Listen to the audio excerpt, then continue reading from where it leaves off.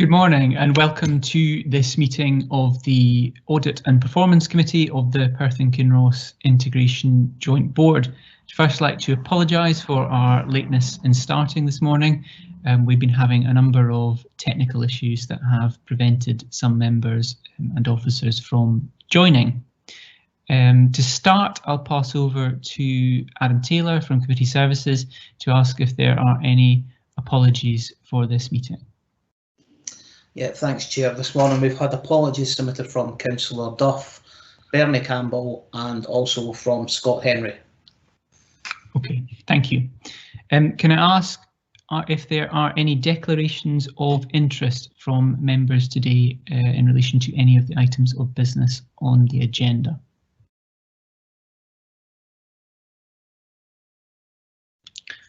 I'll take that silence to mean no. Okay. If we move on now to item 3 and first 3.1, which is the minute of the Audit and Performance Committee, which was held on the 14th of September. Can I ask if members are happy that this is an accurate record of the meeting?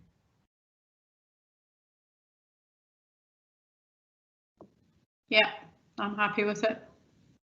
Okay, thank you. So if we move on therefore to item 3.2, which is the action points update from that meeting, can I ask the Chief Financial Officer if there's anything she wants to say in relation to this update?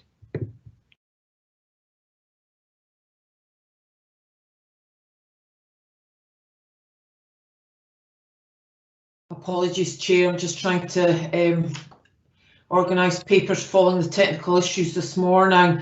There's nothing specific to say. There are obviously still a number of items on the list. If I could just take members through them quickly. In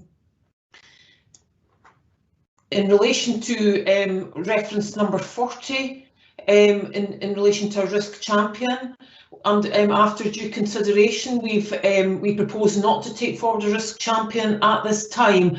We have had discussions with Perth and Kinross Council and NHS Tayside about their arrangements around risk, and that would be consistent with that, albeit that we would seek to review that perhaps at some point in the future. I would note in relation to item 41 that whilst we had committed to circulate a briefing in relation to absence rates, that's actually not gone out yet, so I would want to amend the action note to reflect that, and we will be seeking to get that out this week. That's just down to workload issues within the team in terms of getting that out to members, so apologies for that. So that's a change that we would like to make there. In relation to hosted services, we have made the proposition within the comments that we are now actively seeking to bring reports on all hosted services, including those hosted by Angus and Dundee, within our quarterly performance reporting, and we're now already in discussions with colleagues in both partnerships to consider how best to do that, and that will ensure that the Audit and Performance Committee receive updates routinely as part of the wider performance report.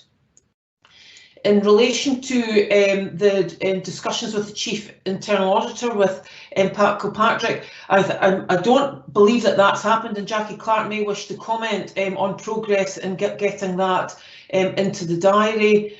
And in relation to benchmarking, the quarterly performance report currently includes benchmarking across the whole of Scotland, and we don't seek to expand that at this point, but we will keep that under review. So those were the comments on the action notes this morning. Okay, thank you, Chief Financial Officer. Can I ask members if there are any matters arising from the minute, or whether they have any questions or comments on the action points?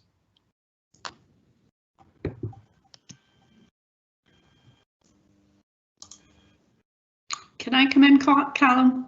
Yes.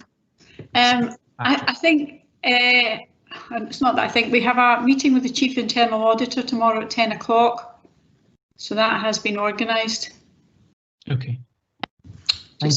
Just to let Jane know as well. So yeah, that's gone ahead. We just had some difficulties with dates, but we've got it in the diary now. Great. Any further questions or comments on either of those two items? No? Okay. If we move on, therefore, to section 4 of the agenda, which is the governance and assurance section, the first paper is item 4.1, which is the audit recommendations update, and I'll ask the Chief Financial Officer to introduce this report. Thank you, Chair. I'm pleased to bring the paper before you today. I'm also pleased to note that the number of overdue recommendations within the report today has, in overall terms, reduced by 3, and that's with 6 recommendations coming onto the report from new recommendations that have been made, both within the external audit report and the performance management report, which both came to the Audit Performance Committee at the last meeting. But we are making progress overall in reducing our outstanding audit recommendations. There do remain, however, a number that are still overdue, and I was just going to take members quickly through those in terms of an update. Reference number 24, the outstanding recommendation around our strategic planning arrangements. The intention is that a full report will come to the December IJB meeting that will give an update on our strategic planning arrangements at that meeting, although I would note that the current agenda is under discussion due to the need to accommodate a further item in relation to inpatient mental health. In relation to item number 34, in relation to corporate support, again, that one is overdue, but the Chief Officer has been actively taking forward discussions with the Chief Executives of both NHS Tayside and Perth and Kinross Council in relation to that, and Gordon may want to come in at the end in that respect. In relation to action number 39, I'm pleased that that's now complete on the basis that we're going to include reports on all hosted services, including Angus and Dundee, in our performance reporting moving forward. In relation to action number 41, that is part complete. We have our strategic commissioning plan, but our action in relation to the strategic planning group remains outstanding. We've been taking on quite a lot of work to refresh the strategic planning group. You will note that that was due to take place in December. We're at the end of November now. I think that will be unlikely and is an ongoing impact of COVID response in terms of officers, but our full intention would be to bring forward that meeting in January in terms of the refreshed strategic planning group. And in relation to action number 43, the remaining outstanding action there is in relation to the treatment of reserves within budget setting, and that's ongoing, and we don't foresee any problem with getting that one resolved within our setting of our budgets for this financial year. The further outstanding action at 45 has been superseded by 58, and that's again in relation to the corporate infrastructure and the leadership arrangements, and Gordon, I'm sure, will wish to come onto that at the end. I wasn't going to pick up any other actions at this point. Gordon, would you like to mention anything in relation to corporate support and management infrastructure? Thanks, Jane. Just firstly, for the benefit of the committee, a correction to something that Jane said. The report that's coming to the IJB, in which the IJB is seeking to receive and we're trying to accommodate, is around the mental health strategy, not specifically inpatient mental health services. In terms of corporate support, Jane's correct. I have raised this with the chief executives of both statutory partner organisations. There is potentially a need for us now to meet as I need to provide more information on the basis of the request that we provide some additional management capacity within the Health and Social Care Partnership. Clearly, this is something that some members of this committee will be aware has been flagged up in previous audits in the joint inspection and in our annual self-assessment of governance.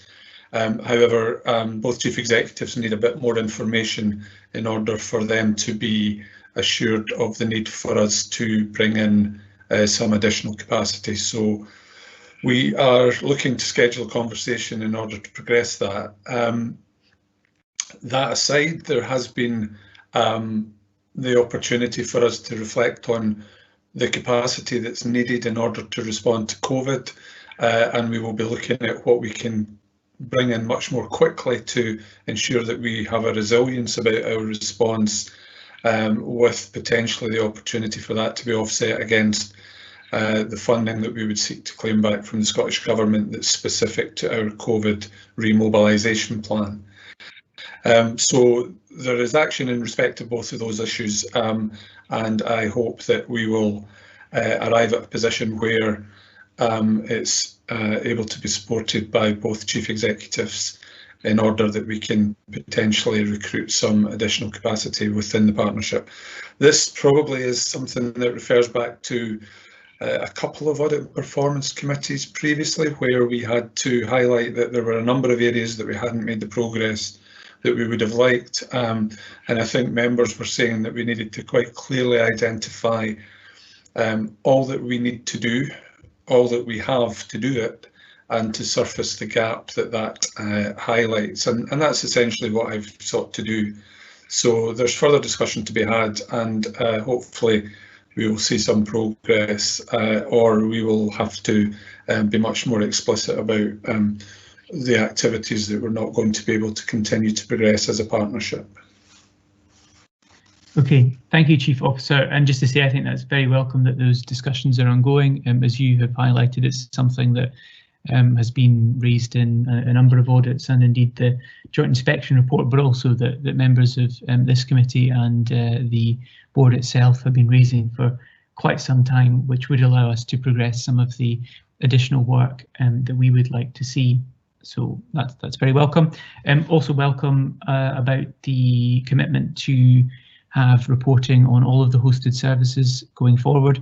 I think that's another gap in assurance that has been identified, and particularly we've spoken a lot about some of the hosted services that we have responsibility for, but perhaps it's too easy to forget that there are hosted services by other partnerships that deliver services for residents in Perth and Kinross. So I think that's welcome that we will be getting updates on those in the future.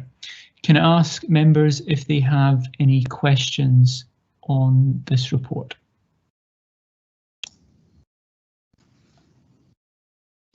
Ms. Kilpatrick, have you got your hand up? Sorry, I could only see half of you. Maybe that's a good thing. Yeah, just one thing, Gordon. We talk about the well, two things really: the head of strategic planning and performance post, and presumably you're having to put a case together for that post, are you?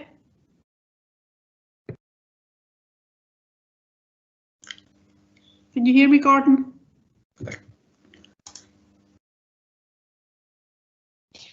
You're on mute. You're on mute. I think you managed to unmute yourself and then remuted it. There we go.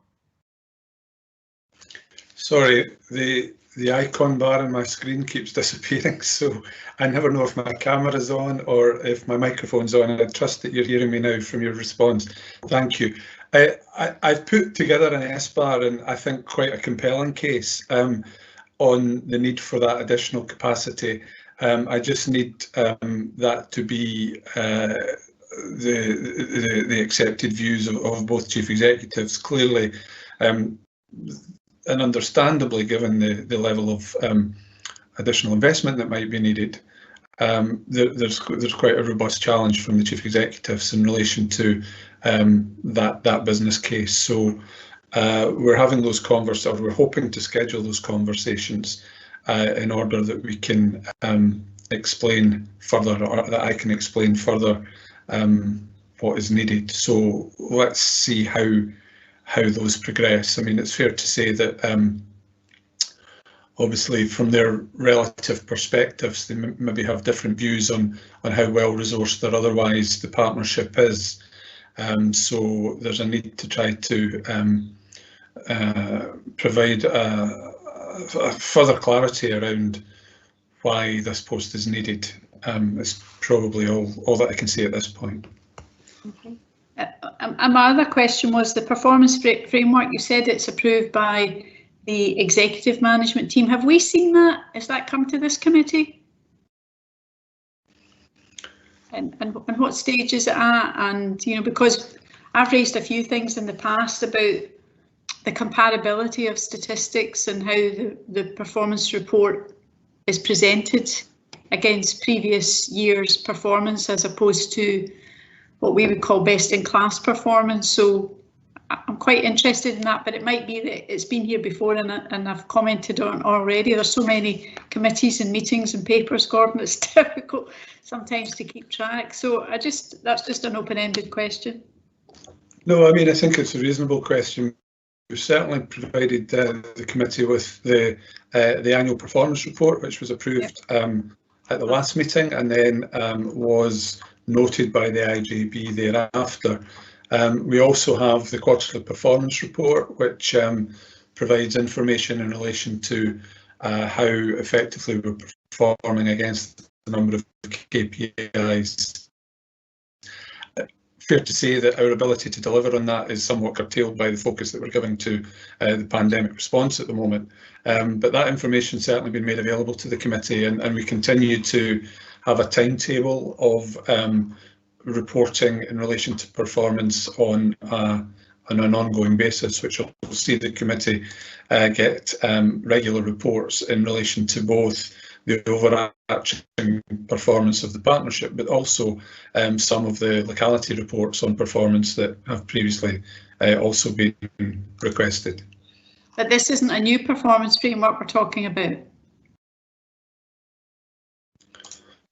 So this is the performance framework that was initiated probably about a year ago in response to the that's okay.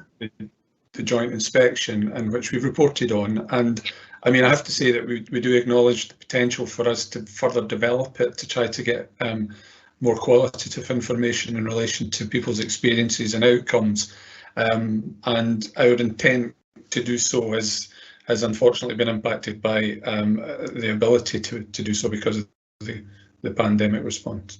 Thanks, Gordon. Thank you, Chair. Thank you, Mr. Kilpatrick. Any further questions from members? I had one myself, Chief Officer, with two parts to it about the strategic planning group and the oversight that the Integration Joint Board has of the delivery of the strategic plan. I'm just wondering, we have, I think we have, I'm right in saying, you can correct me if I'm wrong, that we have to have a strategic planning group. But we have a lot of discussions about the split between strategic planning, that is the responsibility of the board, and then below that operational delivery, which is the responsibility of officers to deliver on those strategic plan objectives. We have, I think, public partner representatives on that strategic planning group to give their lived experience of either being a carer or a service user, but we don't have any direct involvement of the members of the Integration Joint Board, although it's notionally a strategic planning group. So first, I'm wondering, in the refresh, has any consideration been given to, even in an observer capacity, having involvement of Integration Joint Board members in that body? And the second part of the question is, particularly given some of the discussion that we had in one of our briefing sessions about mental health services across the whole of Tayside, particularly inpatient mental health services, and obviously some of the changes that have come about following the ministerial intervention in relation to our responsibilities in that regard.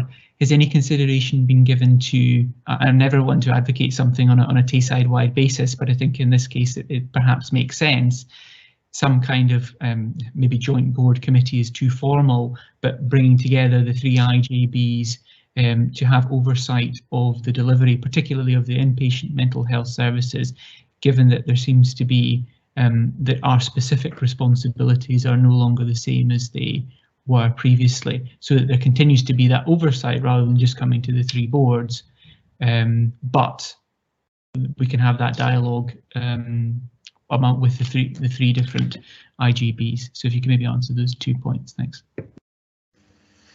So in response to your first question, I probably would agree that there's a need for us to reflect on the extent to which IGB members are assured on the work of the strategic planning group.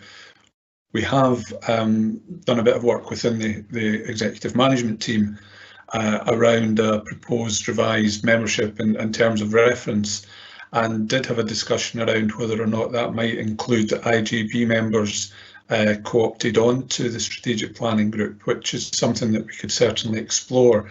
At the moment, we had intended that I would chair that until it is able to be reinstated, but that shouldn't preclude us from, once we've established that group, from looking at the potential for it either to be chaired by one of the non-voting IGB members from their perspective as a service user or carer representative, or potentially an IGB voting member.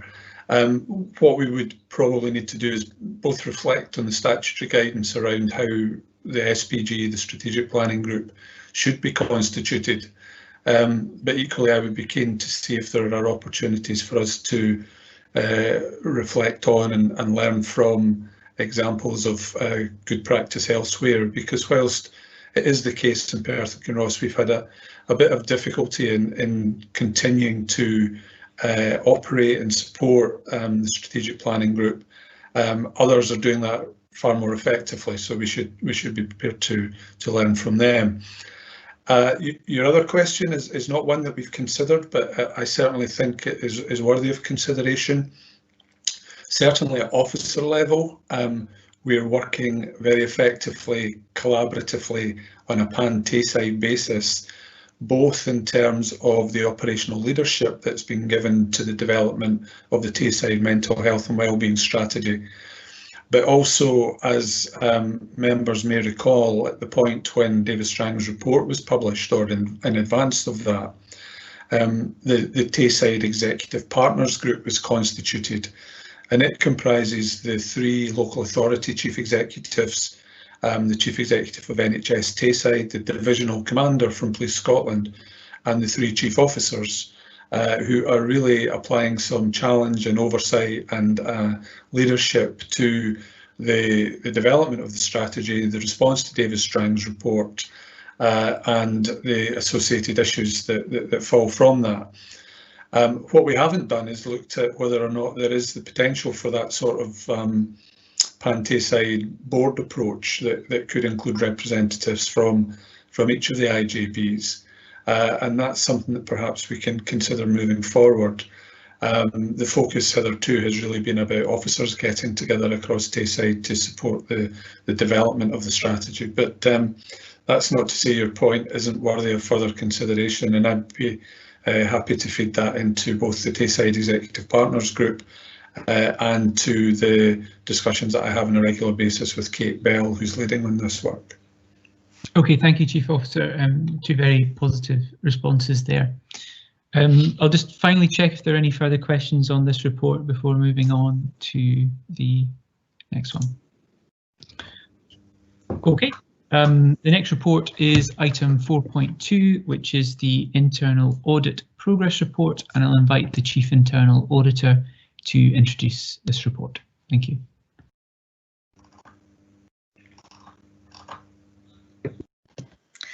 Thank you, Chair. The report is quite self-explanatory, and as it's tabled with regard to the progress with the internal audit plans. I had hoped and anticipated that assignment 2003 Commission service providers would be presented to this committee.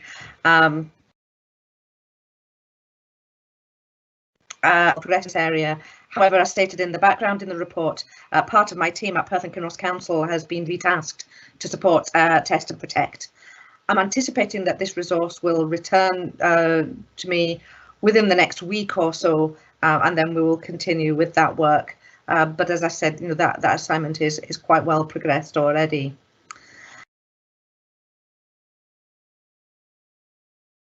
The financial risks audit, which is outstanding from last year, I've been informed by colleagues in the NHS Internal Audit Service that I should see the draft report for that next week. So all being well, that should be available for the next meeting of the Audit Committee. The two other assignments within the plan for 2020-21 are scheduled to be undertaken in the first quarter of next year, but I'd like to draw your attention to the fact that there could be a slight delay because of the resourcing issues as a result of retasking of my team for some of this. But I would hope that it would only be a very slight delay, if any delays at all. So in conclusion, I'm asking you here just to note the progress with the delivery of the plans and also note the potential for a slight delay in the current year's plan. Thank you. Thank you, Chief Internal Auditor.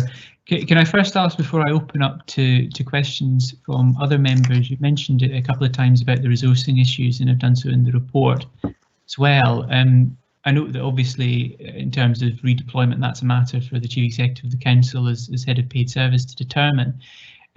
I've had slight concerns about, particularly given the significant grant funding and other tasks that have been had to have been done very quickly during this pandemic, that's something that internal audit should be having clear oversight of, which I'm sure you are. But I'm just wondering, do you feel that redeployment is appropriate, and are you able to, clearly some of these, the progress on these is not what you would like it to be, but are there examples in the IGB of similar things where, not necessarily grants, but have been going out very quickly, that you feel that you don't necessarily have the capacity to deliver on that? And if so, how are we able to address that? I think what I would say at this point, Councillor Purvis, is that I have the oversight to see what where we are with the Internal Audit Service, and I would certainly say that from the work that has been done with the particular audit that is progressing, that there is a great deal of assurance being taken from that work already that we've been done. I don't have any massive concerns about us achieving the internal audit plan, but it just may well be that it is a little bit later than I would have hoped. Okay, thank you. Any questions from other members on this report?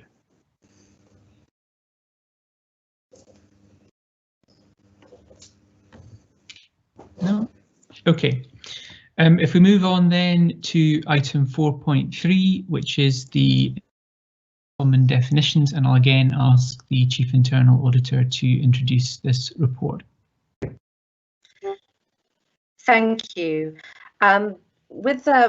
CIPFA has released the results of its research into communicating results using common definitions and has recommended their use throughout the public sector.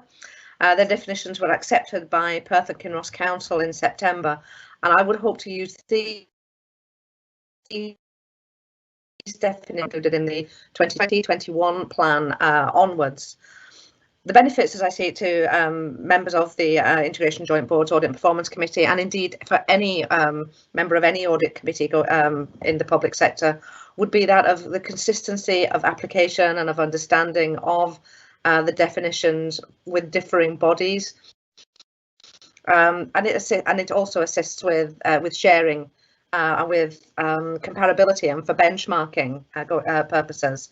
I'm requesting that you note the contents of CIPFA's report and setting common definitions, and also that you approve internal audit reports using those definitions going forward. Thank you. Thank you, Chief Internal Auditor. It certainly seems a sensible suggestion to me, as I'm sure is similar with other members. It has been a bit confusing sometimes sitting on different committees or reading different papers where they don't necessarily mean the same thing in different on different boards and groups, and I think this will help bring some consistency there. Are there any questions from members on this report?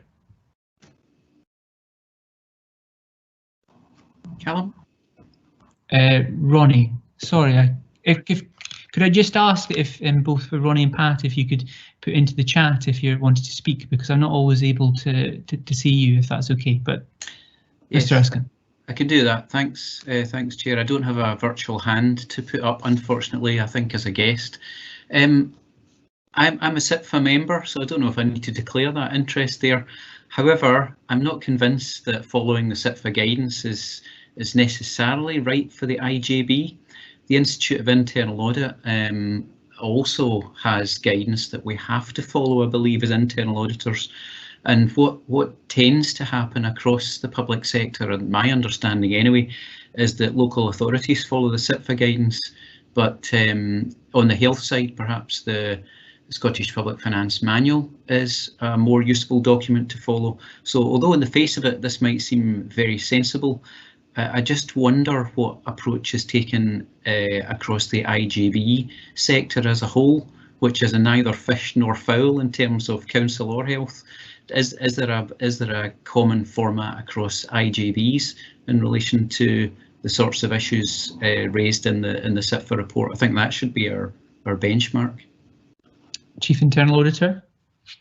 I'm not aware of anything separate being raised for integration joint boards. The aim of the SIPFA document is to be pan-public sector, so that it would cover all aspects of the public sector, including such as like the Canals Authority, as well as local authorities. And it is not seen as being anything which is specific for local government.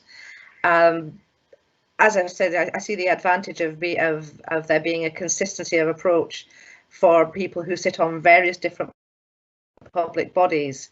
I don't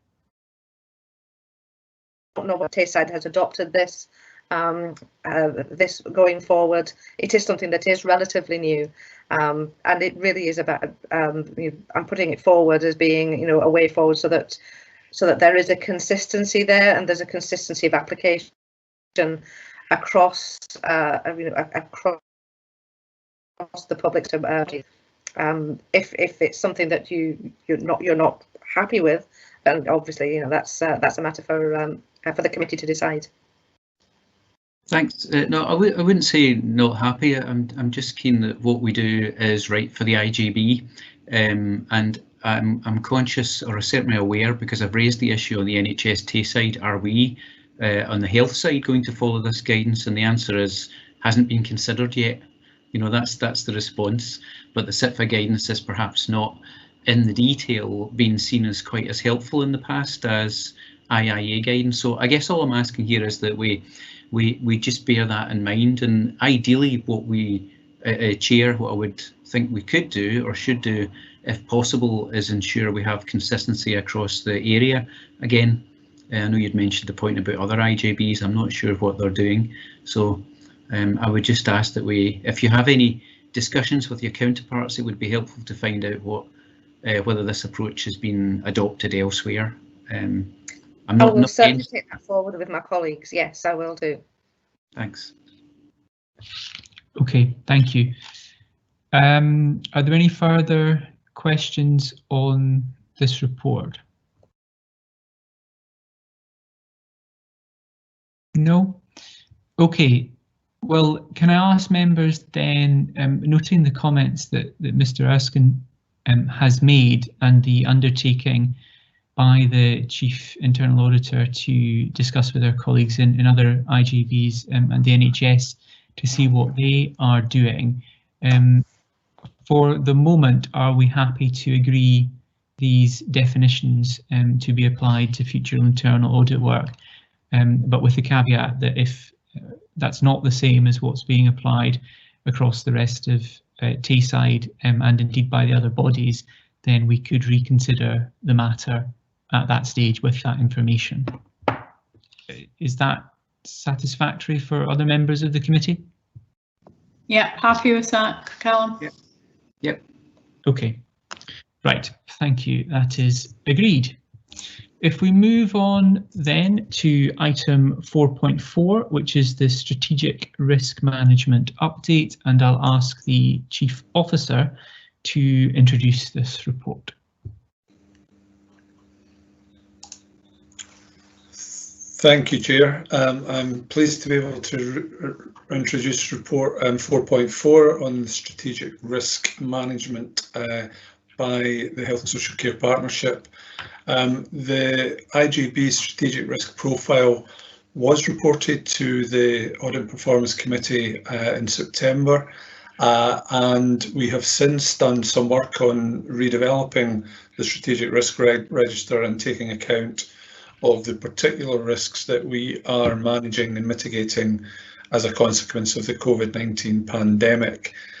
So what we've brought forward to you today are both the details of the risks that have been incorporated, as well as the timetable that we've identified that will get us to a position where we have developed these risks further, both in terms of awaiting updates from the risk owners and looking at the groups and bodies that will provide assurance and take forward the necessary action to seek to reduce the risk scores and bring forward further controls and mitigations. So that work is underway. I would also wish to draw to the committee's attention the items at 2.5 and 2.6 in this report, particularly given the questions that we've been asked earlier in the course of this committee, and that's around the work that we're doing on a pan-Tayside basis to look at our risk management policy and strategy to work collaboratively with the other IJBs, Health and Social Care Partnerships, sharing our risk register and seeking to achieve a much more consistent approach across Tayside. So that work is underway, and revised policy will be brought forward in due course. Appendix 1 includes the strategic risks, and the committee will be wished to note the risk owner supporting forum and the way in which we've assigned a corporate business partner to advance the work that needs to be progressed in relation to these risks. The following appendix shows the relationship between the strategic risks, the COVID risks, and the work that we are planning to do in terms of risk mapping and risk development. And the timetable for that is included as Appendix 3. Members of the committee will be familiar with this, having previously received earlier iterations of the plans that we have in place to do the risk register redevelopment work. Important to recognise that the timescales have been pushed back because of, as we have referenced throughout this committee, the necessary prioritisation that we've had to give to our COVID response. And obviously the COVID response now includes preparation for winter, flu immunisation programme, which is well underway, and the imminent delivery of the very significant COVID vaccination programme. So like so many things at the moment, we need to be sensitive to the fact that some of these dates may be exposed to a degree of slippage because of the prioritisation that we're having to give, understandably, hopefully, to the committee's perspective, to COVID response and a range of activities that are demanded from that in order that we can mitigate the impact. I'm not going to go through in detail the various risks. I'm happy to take any questions. Express gratitude to colleagues in corporate services who've very much been the driving force behind this work. So I may even bring in colleagues from corporate services to support any answers to any questions as necessary. Thank you, Chair. Okay, thank you, Chief Officer. And just to say, I think this is very welcome, following on from discussions at previous audit and performance committees. You know, while we all appreciate the pressures that everyone in the team is under, and that of course you are continuing to monitor risk, it's still incumbent on us as an audit and performance committee to have oversight of that. And I think pulling the existing strategic risks and the COVID-19 risks together, at least into a high-level document at the moment, is the right approach. But with that, I'll ask if there are any questions on the report or the appendices. Mr. Erskine. Thank you. Thanks, Callum, and thanks, Gordon, for that. Strategic risk management is something that's quite close to my heart, and when done well, I think can make a really big difference actually to an organisation's effectiveness. So what I like about the risks in our document is they're clear and they're quite short, and they actually do set out what the risk is. It's not 10 risks combined into one statement. So I think that is evidence of some good thinking. I think that's gone into the preparation of it. What I wondered about, and I know it's still under development, I've got 2 or 3 questions here. I'm assuming that when we get to the stage of finalising a register, it will have risk scoring contained within it in relation to gross risk and residual risk after, you know, control actions are in place. I'm assuming that will be the case, and Gordon will be aware certainly that there's quite a lot of work been going on in the last 6 months or so within NHS Tayside on revamping the whole process for the management of risk. I would imagine the IGB group is looking at that to help inform what would work for Perth and Kinross alongside Perth and Kinross Council risk. So that work is out there. But the questions I've got, I guess, how are we planning to go about aligning or ensuring some kind of read across of strategic risk between the IJB and our partner bodies? You know, I know the risks may be separate, but there may also be some degree of commonality there as well. So I'm interested to understand what the process is likely to be for that broader risk discussion. And also a more of a naive question, given my not terribly a long time in the organisation, what is the intention for the discussion of strategic risk at board level? I know we've got a role here at Audit and Performance, but is the expectation we'll have perhaps an annual discussion at board once we get to the right point in time that something has been pulled together? A final question, third question. I didn't see a risk in there around the knock-on effect of the focus we have on the work on the pandemic at the moment, on elective and other care, you know, the risk of some of that not happening. Is that contained within one of the risks that's what's in the appendix, or is that something that we need to consider including at a future date? Well, a few questions in there. Yeah, thanks. Officer. So firstly, just to say that we do have a document that provides a lot more detail in relation to the scores, the controls, the mitigation, the actions. We just haven't brought that forward today, and it's really what we need to provide a refresh of to make sure that it is contemporary. And we require considerable work to be done by our operational management colleagues in this regard, and again that is one of the risks that they are busy focusing on other activities. In terms of the broader risk discussion, I suppose it's important to reflect the fact that every month we take a report on our risks within Perth and Kinross Health and Social Care Partnership IGB to NHS Tayside's Strategic Risk Management Group. Our model has very much been based on the Council's approach, and indeed the NHS Strategic Risk Management Group have been very receptive to the extent that they're considering how they might adopt a similar approach across the 3 IGBs and within the NHS board. So we certainly have that level of engagement. We also have the connections through the Council's Strategic Risk Register and both of which potentially can either be reported to the NHS board or the council's scrutiny committee. If we need to do that and then report to the IGB, then once again we'll be challenged about the levels of duplication that exist and whether or not we should be achieving a much more moderated and proportionate response in the integrated world that we're seeking to occupy.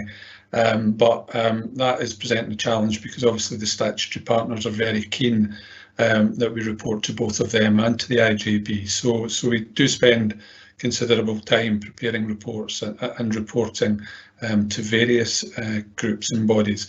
I don't think we've got a risk around electives or outpatients, principally because those are presumably included in the context of the NHS board strategic risk register. They are considerations that are made by colleagues in the NHS in relation to whether or not they should continue. And I mean, at the moment, it's fair to say that there doesn't appear to have been any scaling back in relation to the levels of activity that are underway, unlike what we perhaps saw in the early months of the pandemic.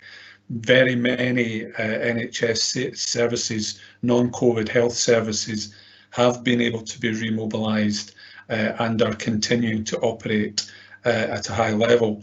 I think the risk for the partnership is that whilst that happens, our ability to release staff from the services that were previously scaled back is severely limited, and that potentially has an implication for our ability to build that resilience and preparedness into our staffing response to the pandemic. So there's a number of issues there that we're regularly in discussion with colleagues across the NHS in respect of, and that's really characterised by the Scottish Government's strategic framework around COVID, and that's the balance that needs to be struck between COVID health risks, non-COVID health risks, social risks and economic risks. So electives and outpatient activity continue to be delivered to a fairly high degree. I don't have the particular details, but I know that there's an ambition within NHS Tayside to continue to ensure that people are able to access other health services and treatments beyond merely the COVID response. So there's probably a lot in that response, Ronnie. I'm not sure that it necessarily will satisfy all your questions. I see Jane's put her camera on, which is always an encouraging sign. She may be able to provide further information if there's anything specifically that you would want to draw out a bit further there. Thanks, Chief Officer. I'll bring the Chief Financial Officer in a moment. I think it would be useful. I know that Mr. Erskine raised about the making sure that we have risk registers across NHS Tayside, the Perth and Kinross Council, the other councils and the IGBs, where there's a link up between them. And while, yes, it's not our responsibility, some of these particular services, it would be prudent and helpful to see what the impact that one service has on the other. How you would best present that, I'll leave that with you to come up with, but I think that might be helpful. And just also to raise to Mr. Erskine, the last time we had the full strategic risk register to the Audit and Performance Committee was on the 17th of February. Clearly that was before the pandemic and before the COVID-19 risks were introduced. But that was item 4.2, so maybe you might want to go and have a look at that one to see when we get the full register developed. I would assume that it will probably look something similar to that, with the inherent and residual risk scores in it that you referenced. But I'll bring in the Chief Financial Officer and then come back to you if you want to come back in.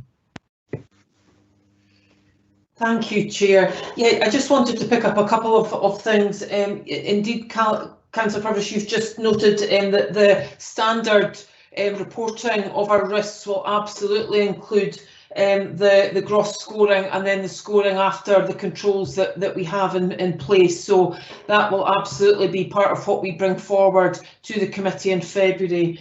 I mean, I guess it's worth mentioning that strategic risk management during a pandemic is something that's, you know, quite a unique challenge for us all, and why our close working with the Tayside-wide group has been enormously helpful.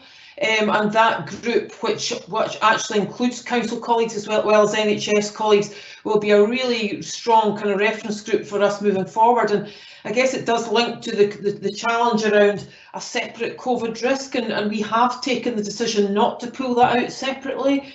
We, as Gordon has indicated, we would see that as being managed through the risks, individual risks that we set out, workforce risk, and what the challenges will be to workforce moving forward, finance risk, what the challenges may be in relation to additional costs and what that means in terms of managing our financial position, capacity and flow, and ensuring that there is no impact on that from COVID, and indeed digital. We've come to rely so much in many regards in terms of the digital services, in terms of both as officers, but also in terms of frontline services, so ensuring that risk is managed.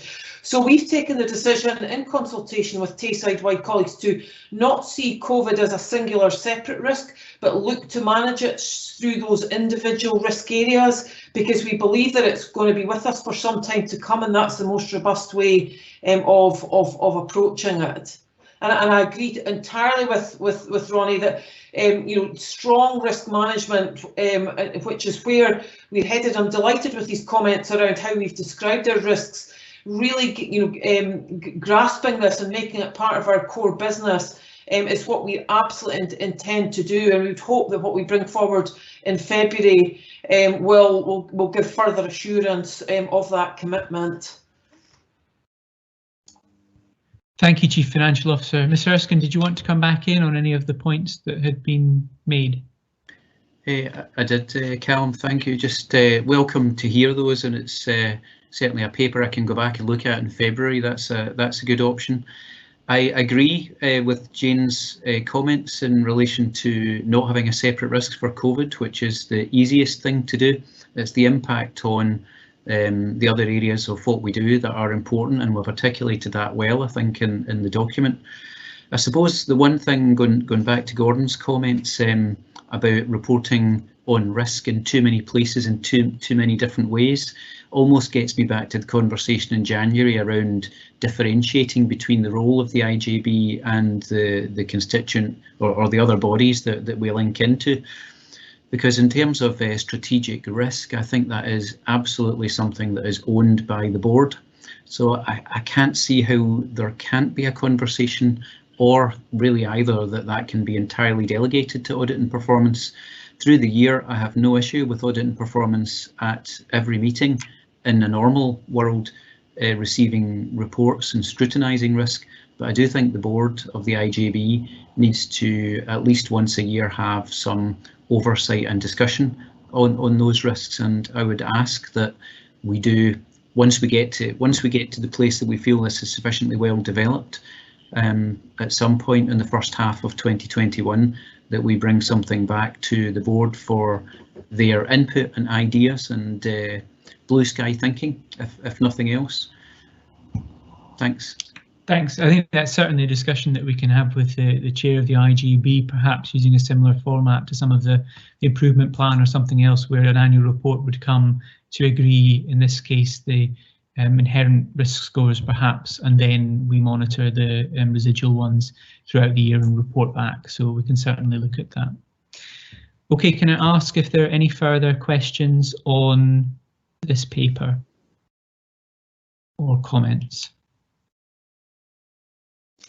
Okay, well, we have under the recommendations to note the progress in relation to the risk register, note the planned and ongoing work in developing the full register, and also then to request that the fully developed IGB strategic risk register is brought back to the next committee, which is on the 15th of February. So I'm assuming we're all happy with that.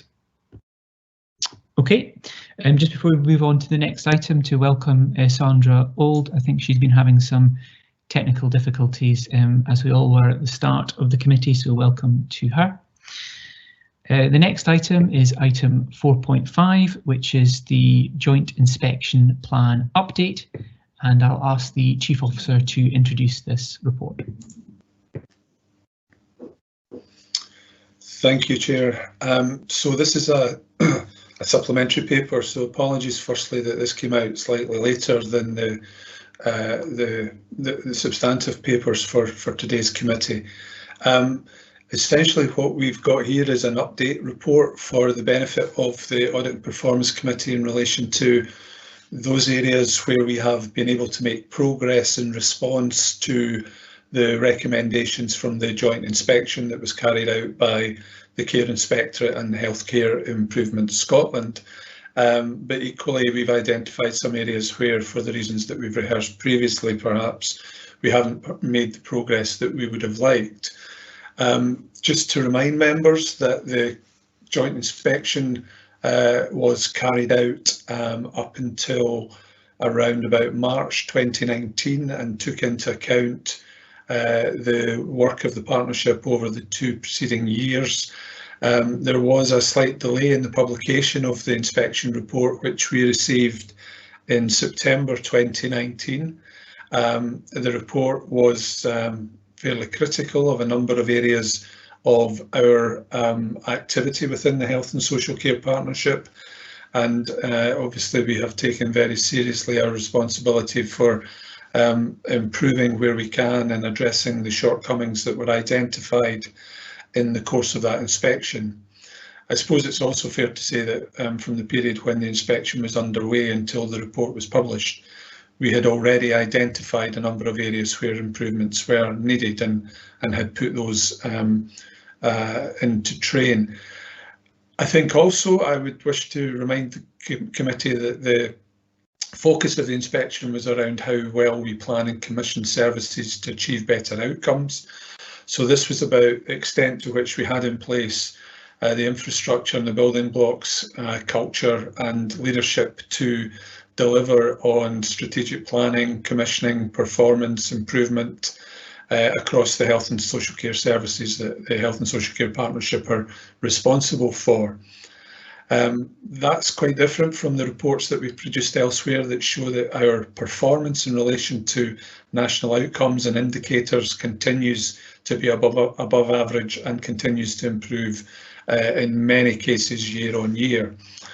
That said, the appendix to this report provides the detail in relation to the progress that we have made in response to the joint inspection, and particularly areas of note at point 3 in the report are around our approach to improvement in performance monitoring. We have benefited in some ways from the need to ensure that we take swift action in response to COVID. So that's led us to be able to more effectively deliver on strategic planning and have, you know, that agility around our decision making and our remobilisation activity. And as it has been indicated previously, we've also brought forward proposals around the strategic planning group and how it might function more effectively, and we'll be presenting to the IGB next month more detail in that regard. There are a number of areas where we haven't made the progress that we would have liked, and again those are identified in section 3. I probably wouldn't wish to say much more than that, Chair, because I know that there will be particular areas from within the appendix to this report on which members of the committee may wish to ask specific questions. So I'll just stop there and invite any questions, which again I might invite colleagues to support me in responding to if I feel that they are better able to do so. So thank you very much. Okay, thank you, Chief Officer, for that. Can I ask members if there are any questions on the report or the appendix?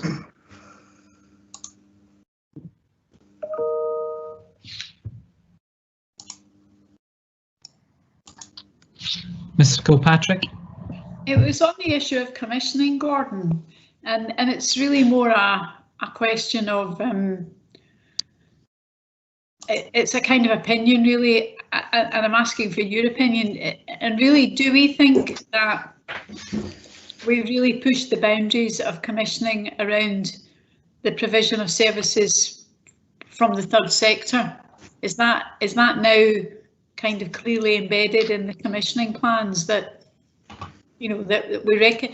It's just when you read a lot of health and social care documentation, it doesn't really look as if we are actively commissioning third sector provision, but maybe that's not the case anymore. Maybe we are commissioning it more specifically. But I felt the last time I think I looked at the commissioning plans that was a question I had, was, you know, especially around things like mental health services and learning disabilities, where we know that charities and voluntary organisations have got really some very specific skills which are hard to replicate in the public sector. So it's really an opinion, really. Do we think we're pushing the boundaries there? Do we think we could do more? Do we think it's forward-looking enough? Do we think it exploits and explores their strengths in the way that we need to?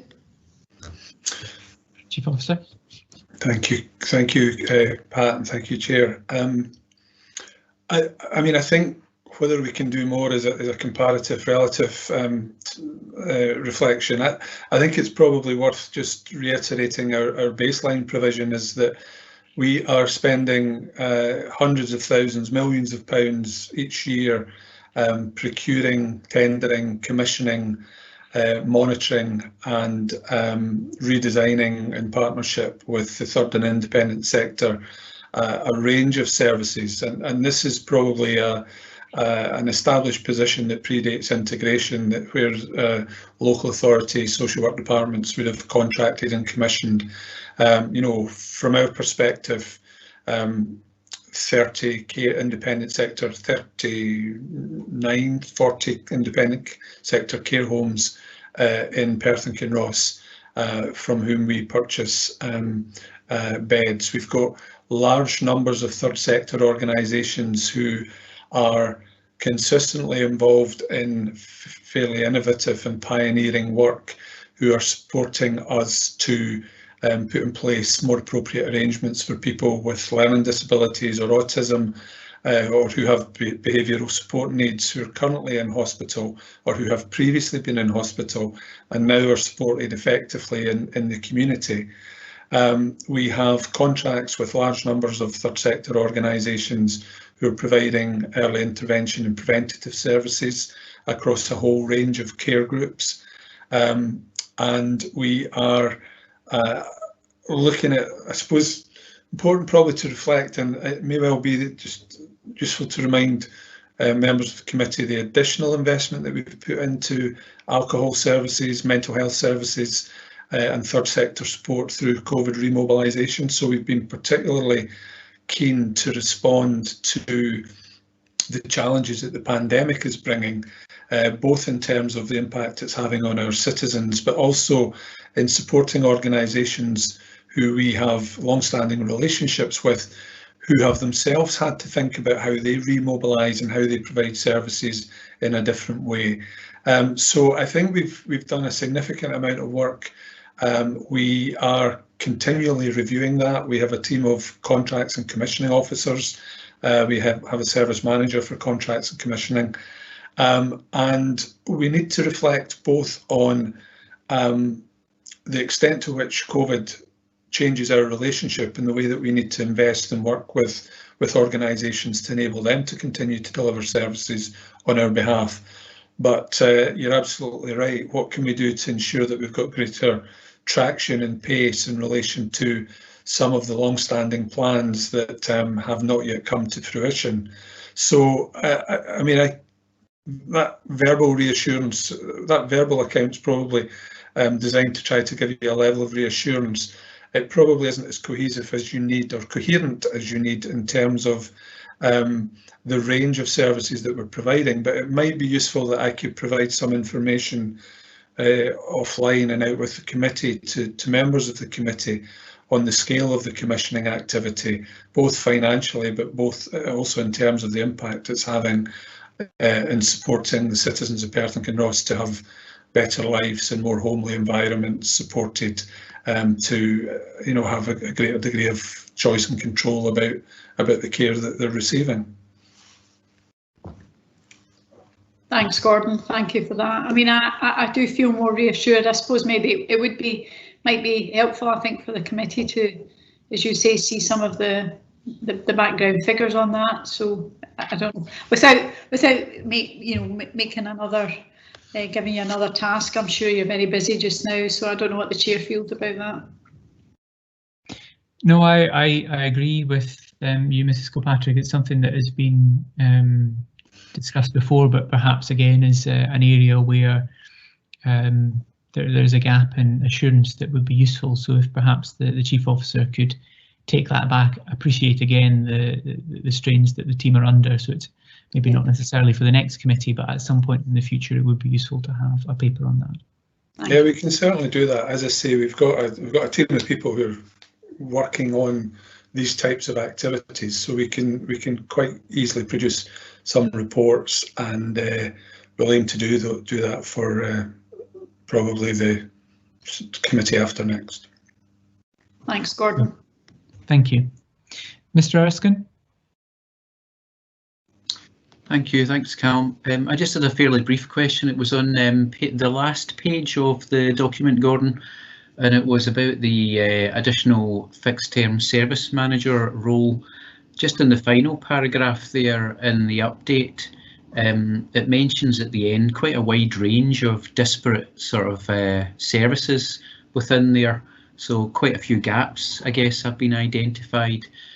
And yet the role is a one-year fixed-term role. I wondered if you could say something about why it's not a permanent role there. And do you think that someone can actually fulfil the remit? It looks quite broad. Thanks. So this is around us making a stopgap arrangement and bringing in some additional capacity to support the activity that's already underway. It is not going to be adequate to deliver on all those range of activities to the extent that we would have liked.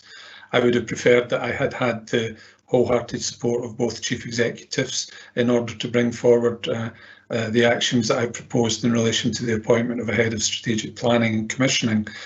So this is really an interim measure that will enable those discussions that I referenced earlier to take place and to build in that capacity. I suppose it's also fair to say that aspects of these activities are to a greater or lesser extent being progressed by other people.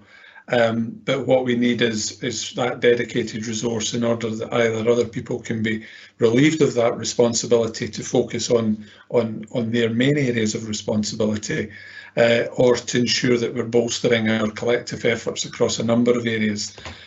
Jane would probably, I see she's put her camera on, which is probably because this is an area that she's been working very hard on, and she'll be able to probably supplement what I've said in terms of our ambition for this post. Thank you. Thanks, Gordon. I don't want to say an awful lot more, very much in line with what you've said. I mean, in an ideal world, we absolutely would be looking at a permanent post. Recruiting to a fixed-term post is not an ideal scenario in terms of recruiting the best person and then retaining them. So absolutely accept that there's a risk that comes from that, but for the reasons that Gordon's outlined, in terms of fairness to wider staff group, while Gordon is bringing in a new structure that may or may not have impact on other members of staff, in terms of fairness to other members of staff, it wouldn't actually be fair to be recruiting permanently at the moment. So that's the other thing. But again, you're absolutely right, Ronnie, in terms of the scope of what needs to be covered. There is a lot, but some of these things are being covered to an extent at the moment. We just need an injection of capacity that will allow a review of the current team and a respread of where those gaps are, to give some real focus to areas where we're for example, IGB support, induction, member development, these are areas for years we've known that we've not been able to do well and do properly. We know there's best practice out there, but we have, month on month, year on year, not had the capacity to reach out and bring that best practice in. And we need enough capacity to allow some, you know, space to be freed up for one of us to go out and bring that learning back and to support members in the way that you deserve. So that's one big area that we really need to do better at, and will be the first focus. Once we bring the new capacity in, one of the first focus will be on IGB member support and speaking to you all about what that looks like. So that's it. In terms of our priorities, that's very much at the top of the list. But linking with you all to understand how we need to do that, and reaching out for the best practice that exists in the rest of Scotland in relation to our support to members and their development. Thank you. Did you want to come back in? Yes, Calum, just to briefly, I just recall my first engagement. I think that most of us were at back in January, and hearing discussions about capacity and particularly around strategic support back in January. And obviously this may be a conversation that's been ongoing for some time. So certainly something we need to identify and resolve. I guess my follow-on reflection, not another question really, is there, or are there models of best practice out there for structures that we can look at and use to help inform what would work best for us? Or maybe it's not a question, I'm just saying we should look at that as we reflect and develop our own structures, and I'll leave it at that. Thanks. Okay, thank you. Right, I'll ask if there are any further questions on this report. No? Okay. Well, if we're happy to note its contents then. If we move on to the final section of this agenda then, sorry, final item on this section of the agenda is 4.6, which is the extension of the external audit appointment. I think it's fairly self-explanatory for members. Unless anyone has any questions, I'm just going to ask if we're happy to note that. Yep, happy to note. Great, thank you. Right, well, if we move on now to the next section, which is performance, and the next item is item 5.1, which is the 2020-2021 financial position. Just given the technical issues at the start, and I appreciate that some people are pressed for time, I would say that there will obviously also be a financial position update to the IGB next week as well. But I'll hand over to the Chief Financial Officer just on that. Thank you. Thank you, Chair. I'm pleased to bring forward to Audit Performance Committee the year-end forecast based on the 6 months to the 30th of September. I would note from the outset that the report, as in the previous finance report to the board, is split into two very distinct sections: the core position, the core forecast, and the COVID forecast position. It's worth noting that we understand that the finance report, because of that, is complex for the reader, and that we note that well, we would ask the committee to note that we are trying to meet the requirements of the Scottish Government in terms of financial reporting and the need to keep separate reporting in terms of COVID costs. And the guidance that's coming from Scottish Government is changing all the time, and it means that the way in which we're reporting to committee is changing, and we're very conscious that that means a complex landscape for our members in trying to understand the position. The other thing I think I would want to say before just talking about the forecast is in relation to, in terms of our core position, the underlying, underspends and overspends. Many of those, there's a kind of unintended impact of COVID, and whilst they're reported separately from direct COVID expenditure, there's undoubtedly a COVID related impact in terms of our ongoing focus on COVID response and remobilisation.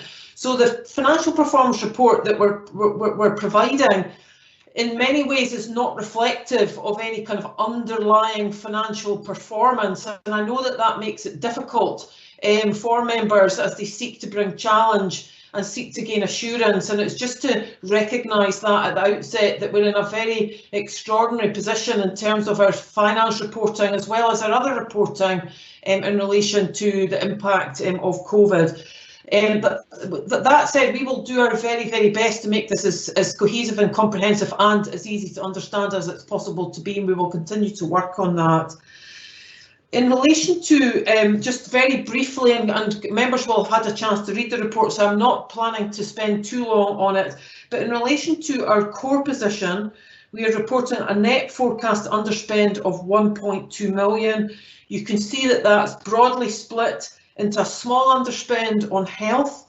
The reason that that's small is because we're offsetting an underlying deficit that was approved by the IJB, and our significant underspends are largely offsetting that. And we've got £1 million underspend on the core position within social care that's largely driven by underspends in care at home and adult support services. So we have got a significant underspend on our core position. And as I said at the start, that's not a direct impact of COVID, but it's significant reasons behind some of these underspends and the unintended consequences of COVID and the focus of our management teams on delivery of response and remobilisation. In relation to COVID, we are forecasting significant costs, 7.2 million, the largest part of which relates to provider sustainability payments and unachieved savings, payments to GPs and additional staffing costs.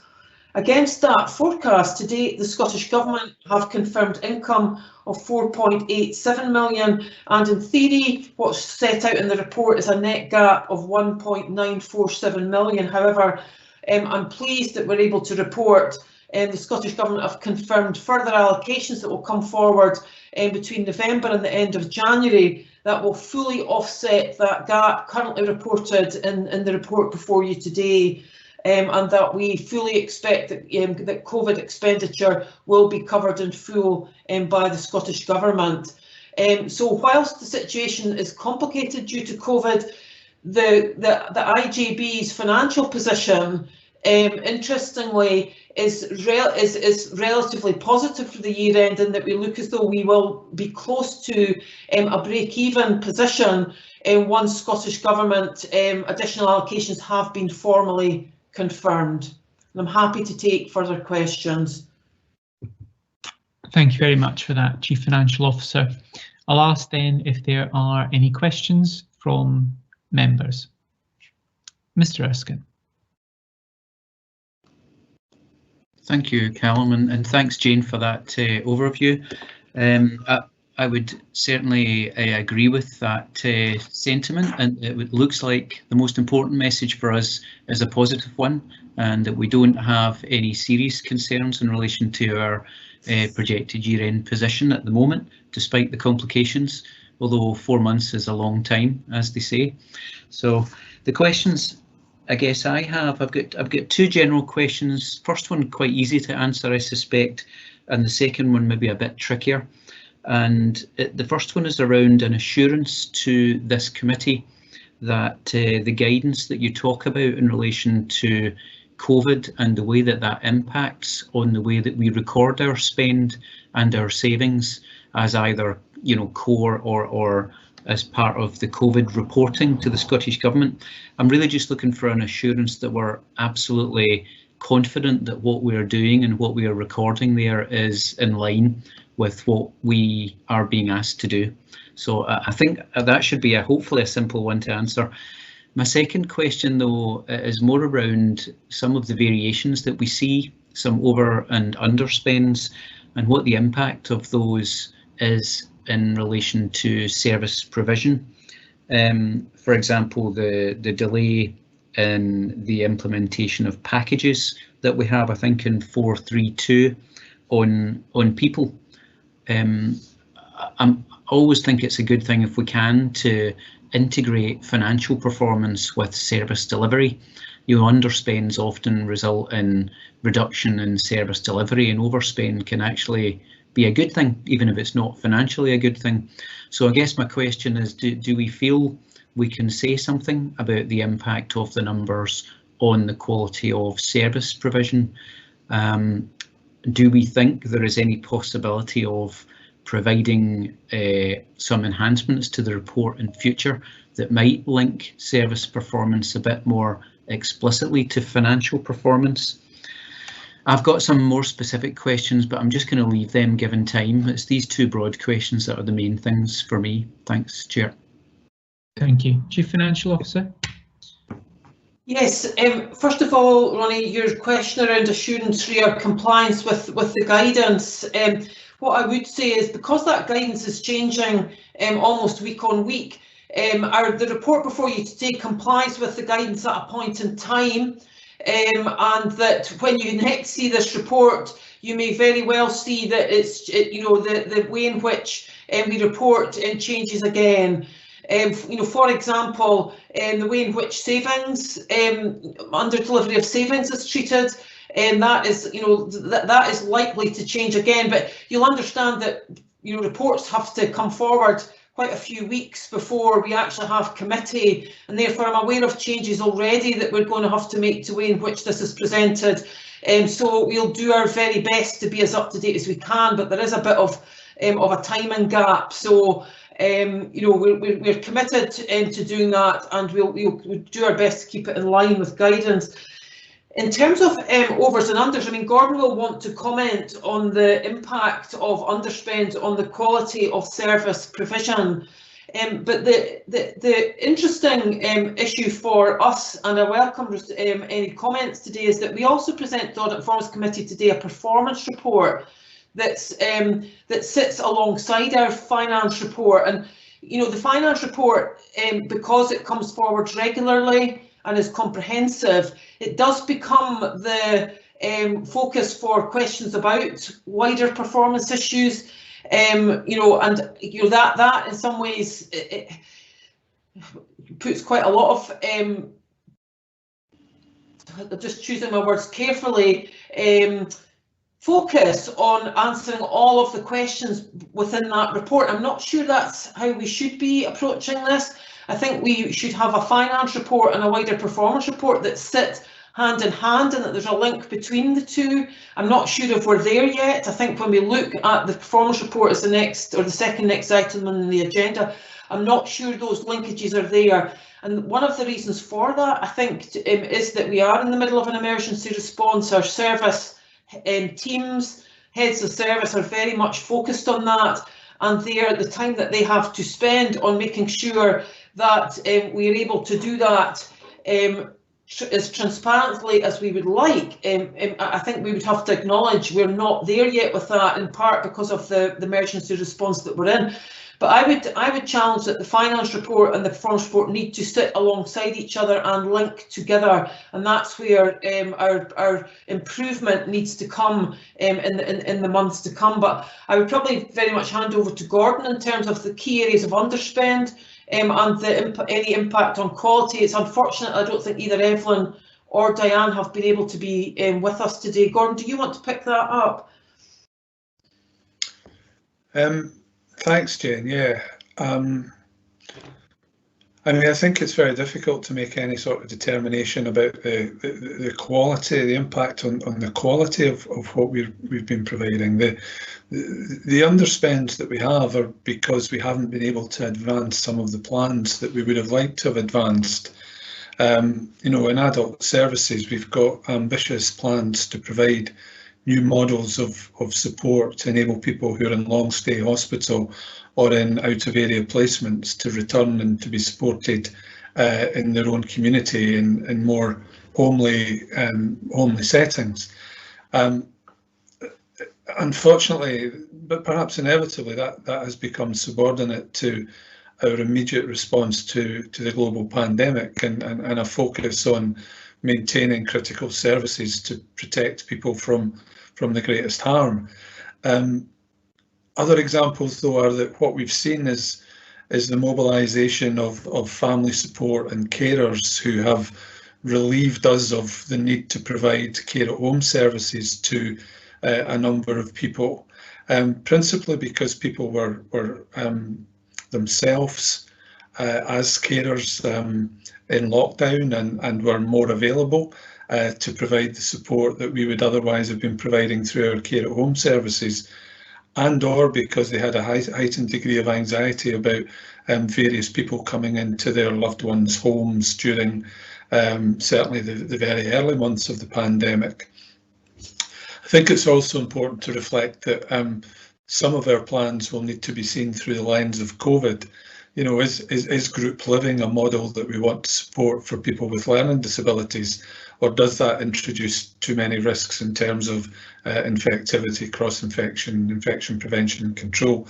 So there's a number of areas where we haven't made the progress that we would have liked, where we haven't had to provide the care that we might otherwise have been providing, and where we have had to focus our delivery at the most extreme and critical areas of need, given the focus has been more about at times saving lives than necessarily enhancing lives to the extent that in other times we might aspire to do. So it's been a very, very challenging 7 months, and it continues to be to a significant degree in terms of the capacity and resilience of colleagues across the Health and Social Care Partnership and within the executive management team.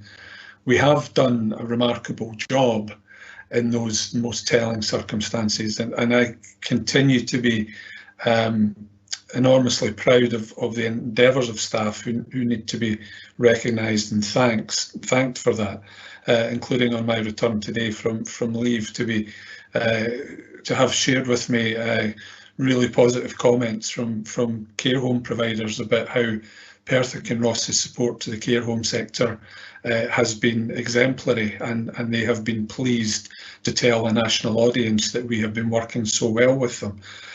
So, I mean, I really do digress, but that's probably out of a recognition of how challenging it has been and continues to be, and really just a plea that in that context we have a degree of understanding and forbearance, if not acknowledgement from committee members, that there are certainly any number of things that we haven't done either to the extent or perhaps even to the standard that we might otherwise have done had we not been fighting the pandemic. Thank you.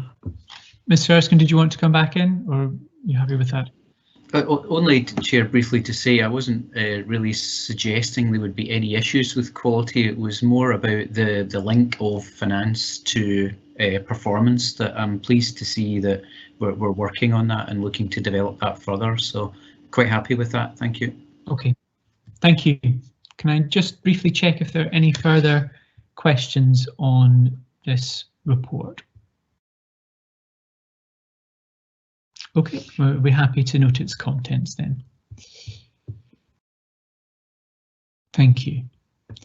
We move on then to item 5.2, which is the Care and Professional Governance Forum Annual Report for 2019-20 by the Associate Medical Director and the Chief Social Work Officer. I see the Chief Social Work Officer has joined us, so I'm assuming that she will be speaking to this report. Thanks. Thank you very much, Chair. Can you hear me okay? I can. Yeah, that's fine. Thanks very much. This report provides an overview of the activity of the Care and Professional Governance Forum for the financial year 2019-20. So that takes us up to the end of March 2020, just at the point that COVID hit. I suppose it's important in this introduction to assure the committee that the forum has continued to meet 2 monthly throughout COVID, and the reporting schedule to date has been met by all contributors. So you're asked to note the activity of the forum and the assurances provided to it on a wide range of activity over that year. We met on 6 occasions over the year, with each meeting with a very full agenda. It's jointly chaired by myself and the Clinical Director. either singly or jointly. So we play to our strengths in many respects, and we're supported by the Clinical Governance and Risk Coordinator. The annual reporting on all services across the Health and Social Care Partnership were embedded in that last year, ensuring that the locality structure and the integrated approach to service delivery was taken into account, and each of the 3 localities reported within that year and are now into their second year and second cycle of that reporting. Other hosted services and other services that are not managed in localities have also reported, and you'll see from the report that we receive exception reporting every 8 weeks across the 6 domains in terms of care and clinical governance. The 15 steps, which was commenced in 2019-20, was a new venture for us, and that obviously is on hold and more restricted because of the restrictions as a result of COVID-19. You'll see also in this report results of external inspection from the Mental Welfare Commission, Healthcare Improvement Scotland and the Care Inspectorate in terms of quality of care, staffing and management, and happy to take any questions that you might have on this report. Thank you. Bearing in mind that this is now some time ago. Okay, thank you very much. Can I ask members if they have any questions on this report?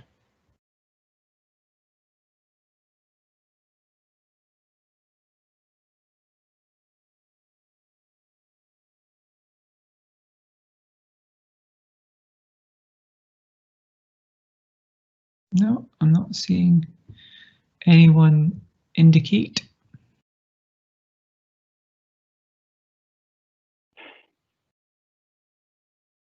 Seems you got off a bit lightly there. Okay. Thank you. Well, thank you very much, and thank you for that report. It's very comprehensive, and it is good to have an overview of some of the things, but as you say, a little while ago now, but thank you very much for that. Thank you.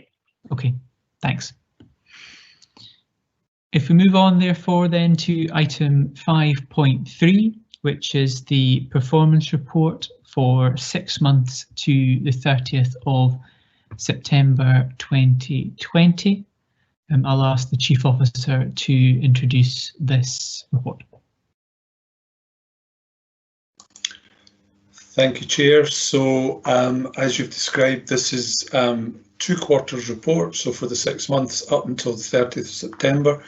This I should have pointed out when I was answering a question from Pat Kilpatrick earlier, that we have produced this report for the 2 quarters.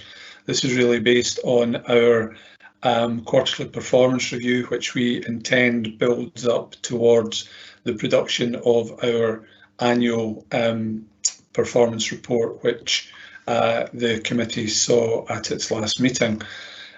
So this reflects progress across a number of areas in relation to our performance for that 6-month period. I don't propose to go through the report, hoping that colleagues will have had the opportunity to look at it. It includes an incorporation of our COVID-19 response and remobilisation. Many of the actions that we've been taking have inevitably, and as described, been around responding to the pandemic, but it has been encouraging and reassuring to reflect that many of those actions are also very closely aligned to the strategic commissioning priorities that are incorporated in our strategic plan, insofar as they talk about the best use of resources around strengthening communities, around person-centred care, around addressing health inequalities. We have reviewed our performance in the context of the national indicators and the MSG indicators, but what we've sought to do in this report is perhaps be a bit data light and a bit narrative heavy. We've sought to include more detail by way of narrative of the progress that we've made across a number of areas linked to those strategic objectives, either in the context of our COVID response or more generally in terms of the activities that are included in our strategic commissioning plan. It may well be the case that we'll hear a bit more about this from Lindsay Bailey in terms of the detail from her locality, which is the next item I think on this agenda. But in terms of this performance report, I am again indebted to colleagues who've been doing the work on this behind the scenes, who've pulled this together, and again who I might rely on to come in and support any questions that the committee may wish to ask about the specifics. So I'll stop there and open it up to any questions if people have them. Okay, thank you very much, Chief Officer. I'll ask if any members of the committee have questions on this performance report.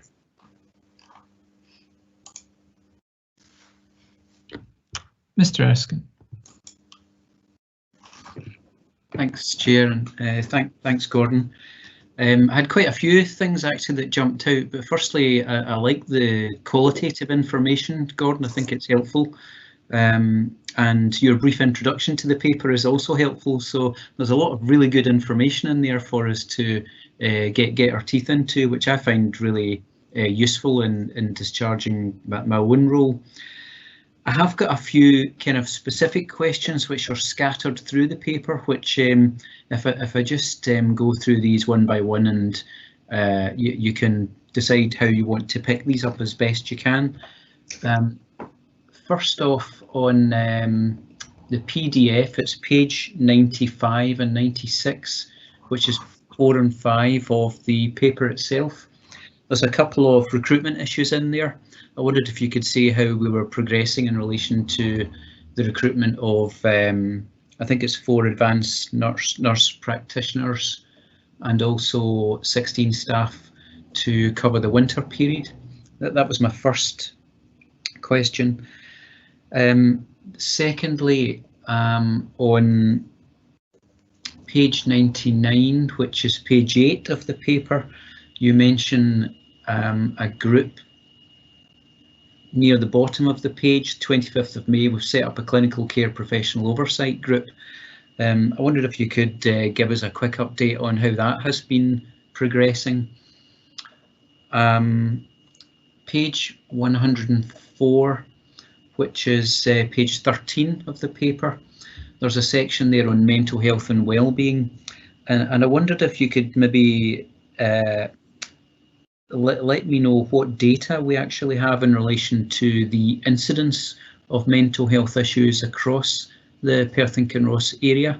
Are we seeing any patterns there, or any particular concerns? Have we got? Are we satisfied that we've got good source data on that allow us to address any concerns? And I think that's it. These are the main ones. Thank you. Thank you. Chief Officer, if you want to decide how you're going to deal with those. Thank you. So I'll probably invite Lindsay to come in an item earlier. I hope she's listening, particularly in Evelyn Devine's absence. Lindsay is an able deputy for Evelyn on so many occasions, and may well be better placed to provide an update in relation to the query that you've raised, Ronnie, about recruitment in terms of advanced nurse practitioners, and also in response to the winter pressures. I'll then pick up the other questions, but Lindsay, would that be okay? Hoping that you'll have a bit more up-to-date information on progress there. Okay, certainly, Gordon. With regard to the advanced nurse practitioners, we have been successful now in recruiting to all 4 posts. A&P recruitment in general across Scotland, because they're quite new roles, there are a limited number, but we have been successful. Many of these are trainee A&Ps, however, they will very quickly become our advanced nurse practitioners. So that's a really welcome addition to the teams. With regard to the other 14 vacancies, because I'm not quite sure in the paper where they actually are for, but most of the winter planning work we started commencing on recruitment to the care home posts. We've started recruitment to the extra post to provide 7-day working, etc. But some of it is tricky. We have a shortage of occupational therapists, for example, nationally, which poses a challenge, but most of the recruitment is out, and some are recruited too, but we're continuing to recruit to the rest.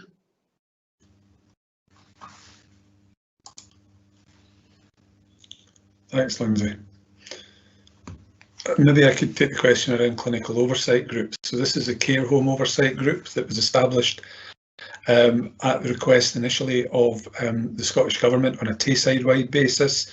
And that is because additional powers were given to the Director of Nursing and NHS Board to oversee the work pan-Tayside as we carry out assurance visits and provide support to care homes in relation to staffing or PPE or outbreak management or training in relation to infection prevention and control. Now, prior to that being initiated on a Tayside-wide basis, we had already set up very regular meetings with our care home providers across Perth and Kinross, weekly Zoom calls with input from public health specialists and opportunities to share good practice and to provide the most up-to-date guidance to the care providers across Perth and Kinross. At that point, we had daily safety huddles where we would colleagues would be meeting to consider which of the care homes were causing the greatest concerns on the basis of a red, amber, green rating that we manage dynamically and in real time in relation to the 39 independent sector care homes and the 2 public council provided care homes across Perth and Kinross.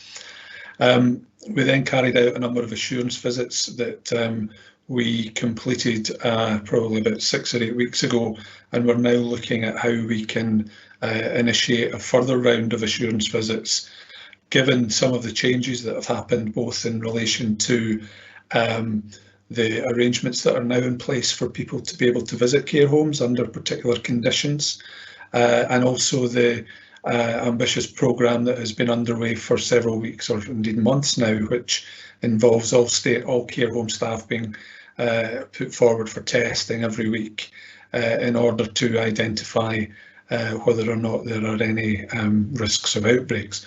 So we have a very, very robust process in play, and we continue to engage very effectively in a collaborative and improvement focused way with the care home providers in Perth and Kinross. And we have daily monitoring reports that are considered by myself, by Jackie as the Chief Social Work Officer, and are then reported into the Tayside-wide group in order that they can have a degree of oversight and assurance of the work that's underway. So I think that there's a significant amount of work there, but rightly so, given the levels of vulnerability that we know can exist in the care home setting. So anything you want to ask in relation to that, Ronnie, before I move on to your next point? No, I'm going to have to ask you to refer to which section of the report, or remind me which section of the report you were referring to at the point when you were asking the question about mental health and well-being issues. Thanks, Gordon. It was a section that really raised an issue in my mind, really, but it was the page 13, the mental health and wellbeing section in the paper. I hadn't realised you'd been off on leave, so it's very unfair to spring 100 pages of papers on you within an hour of returning. But no, you're okay. I had read them before they were submitted to committee, so I should be more familiar with them. But the position with regard to mental health, I mean, I think your challenge is very valid. I don't think that we could confidently report that we have very well developed metrics that would enable us to gauge particularly the impact of the pandemic. I think it's probably the case that we are more working intuitively and on the basis of our experience and us anticipating that the arrangements for the delivery of these services will have been impacted by the pandemic. but as will people's experience of their own emotional health and well-being. So what we might have is some people who were already connected with services who are perhaps becoming or have become more anxious and depressed and disconnected because of lockdown, etc. So those are people who we are already engaging with and will be maintaining contact with, because mental health services have continued throughout the pandemic, albeit delivered in a different way. Important also, though, to recognise that there will probably be a number of people whose emotional health and well-being will be adversely affected, who might otherwise not have experienced that and might otherwise not have required to reach out for support or to be referred into services.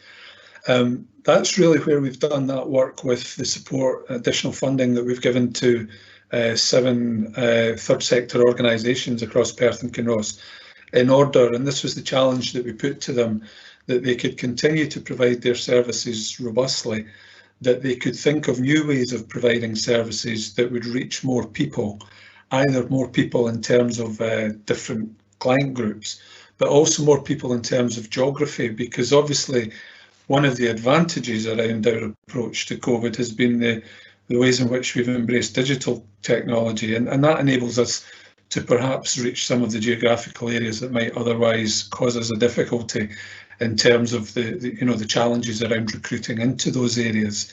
So I think we've done a lot of work and we're sensitive to this as being an issue, but I think your challenge is absolutely legitimate. We probably don't have a very strong barometer or good metrics of what impact or triggers there might be.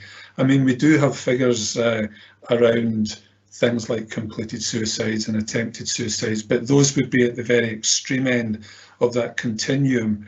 And these are matters that we take very, very seriously, of course, but what we're looking to do is increasingly ensure that we're putting in place with partners the sort of provision that will mitigate people from becoming so unwell that they need statutory services. So a lot of it is about our work with communities and in the third sector. But that's maybe something that we could look at moving forward, because Pan-Tayside, there is a quarterly, there's a performance review group that meets on a regular basis and provides a report on a quarterly basis in relation to mental health services. And it would be important that rather than reporting on how we have reacted to things that haven't gone well, we were better able to report on how we are preventing things from reaching that stage and demonstrating perhaps more robustly through data, as well as case studies, for example, what difference we are making in terms of early intervention and prevention. Thank you, Chief Officer. Mr. Erskine, did you want to come back on any of the points raised in the answers? Yes, Callum, if you don't mind, just briefly again. I suppose partly where the question on data came from is a little bit about ownership of mental health and well-being for the Perth and Kinross community as a whole. And the IJB has got a role, the council's got a role, the health board's got a role, there's national public health bodies, there's a lot of people with roles. I'm just trying to get a handle on, you know, everyone can exist in silos, but the whole system approach of all these bodies working together, you know, and how do we ensure that we're picking up on issues, but then also following through and making sure that we're addressing them, as you say, Gordon, preventing situations before they get worse. And obviously just through reading the press nationally and locally, there's loads of data out there now around how certain groups, age groups or sort of deprived groups, or all sorts of groups, BAME groups, are affected in different ways. Was trying to get a picture of how all that gets pulled together in the Perth and Kinross area, and how we develop that holistic view and then try and influence partners to meet what that need might be. So I think it sounds like it's a work in progress, or it's a journey, but I'm pleased that we're doing some work in that area, and I think there's more to come. Thanks, Ronnie. If I could, Chair. Yes, Chief Officer. I mean, your points are well made, and we'll take further, we'll take stock on what more we can be doing. I mean, it probably should be, I should certainly mention the work that some committee members will be aware of around the development of our local community mental health strategy, which will be informed by the available data and will be now, you know, designed through the lens of COVID.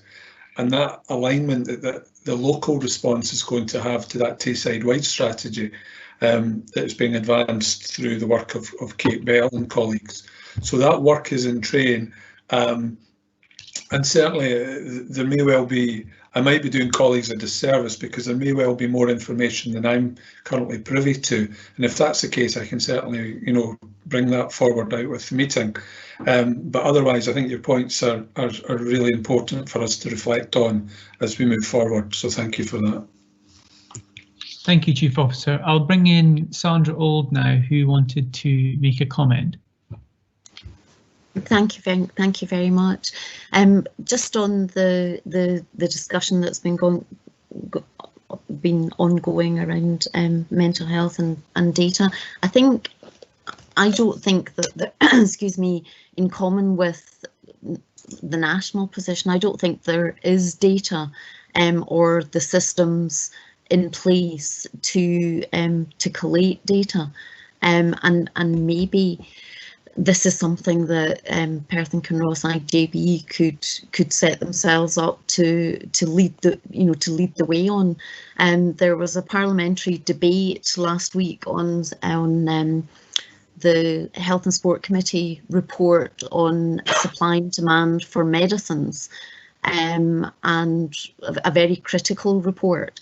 And as part of that report, made comment that there was no usable data within the NHS in Scotland, in particularly in reference to medicines, but data systems, as you know, I think we're all aware that it is something that's really lacking, and as I say, you know, there's a real opportunity for some work to be done. It comes back to, again, a previous discussion around capacity, you know, the capacity to do that.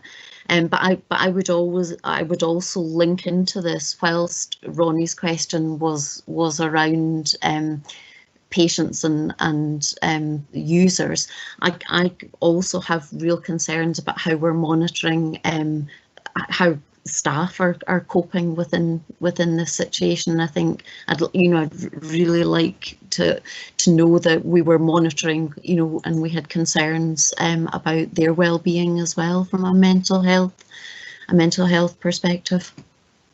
Thank you. Thank you, Chief Officer. I don't know if you wanted to briefly respond to that. Certainly, that latter point is something that we're very attentive to.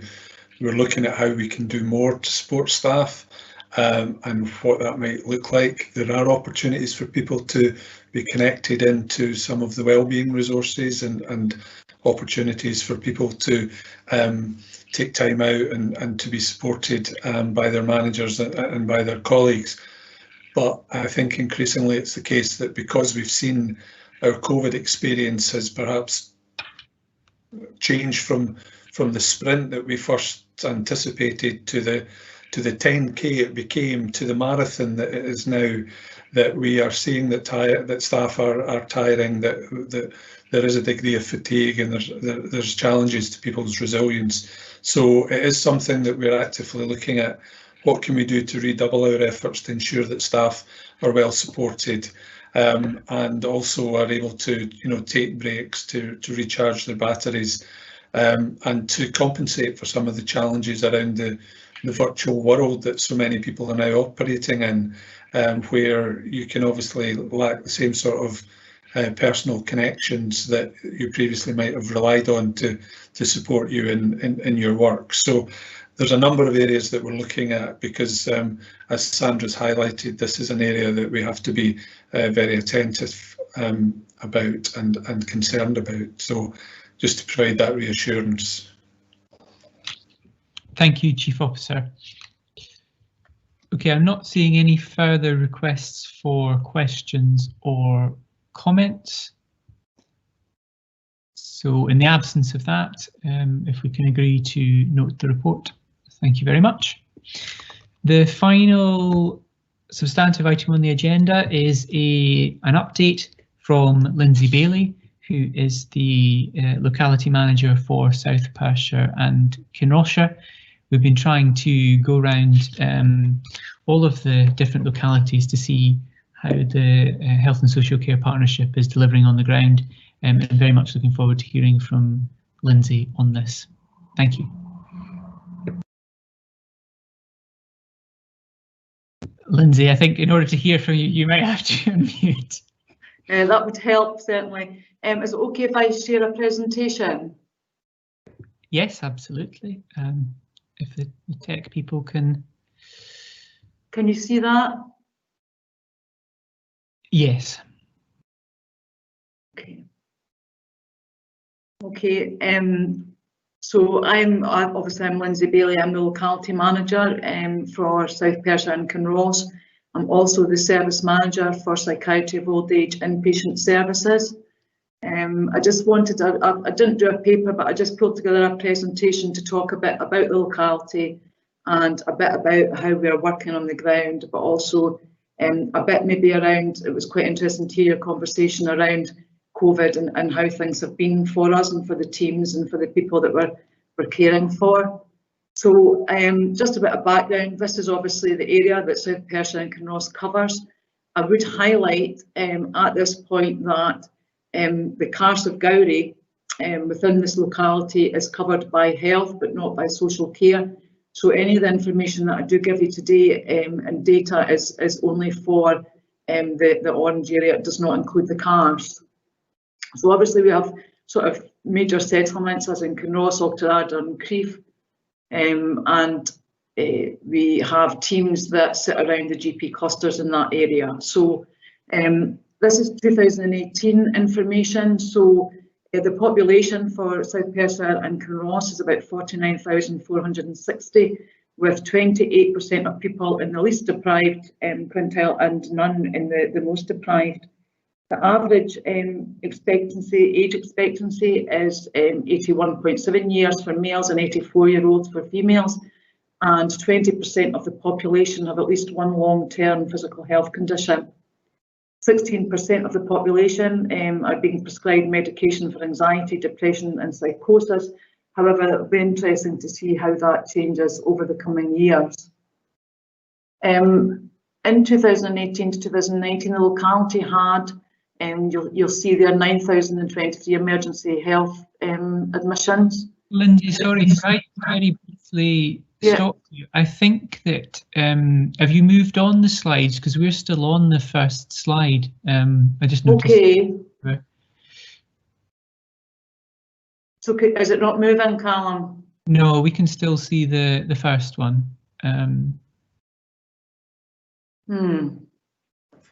Lindsay, if you just click on the one on the left-hand side that says 2, it should change it. Yeah, I seem to have come off the screen altogether though. Ah. Wait a minute. Okay. Oh, that'll say it's jumped to number 8 now, so there we go. Right. Can you see that? Yes. So have you seen that one? No, that's quite further on, I think. I think you need to go back to the start. I think you were on maybe number 3 or something. 3, like. I think, yeah. So that's number 3. I think we're still saying 8 at the moment. Your delivery model.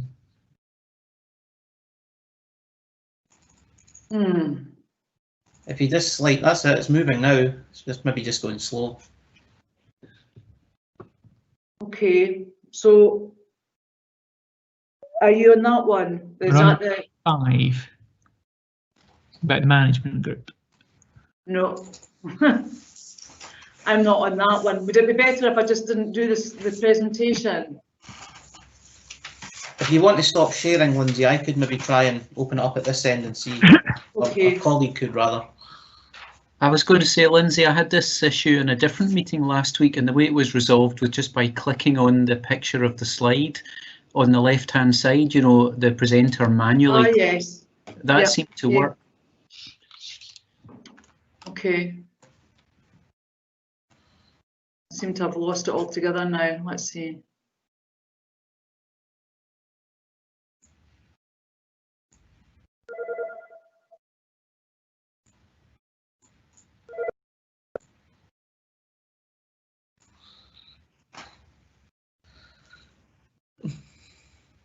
I'm not managing to share it again.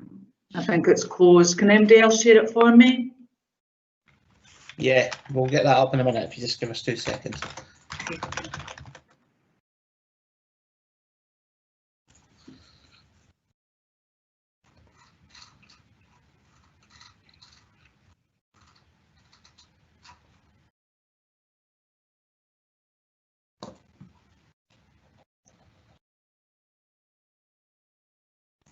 Okay, so can we maybe go to the 3rd slide?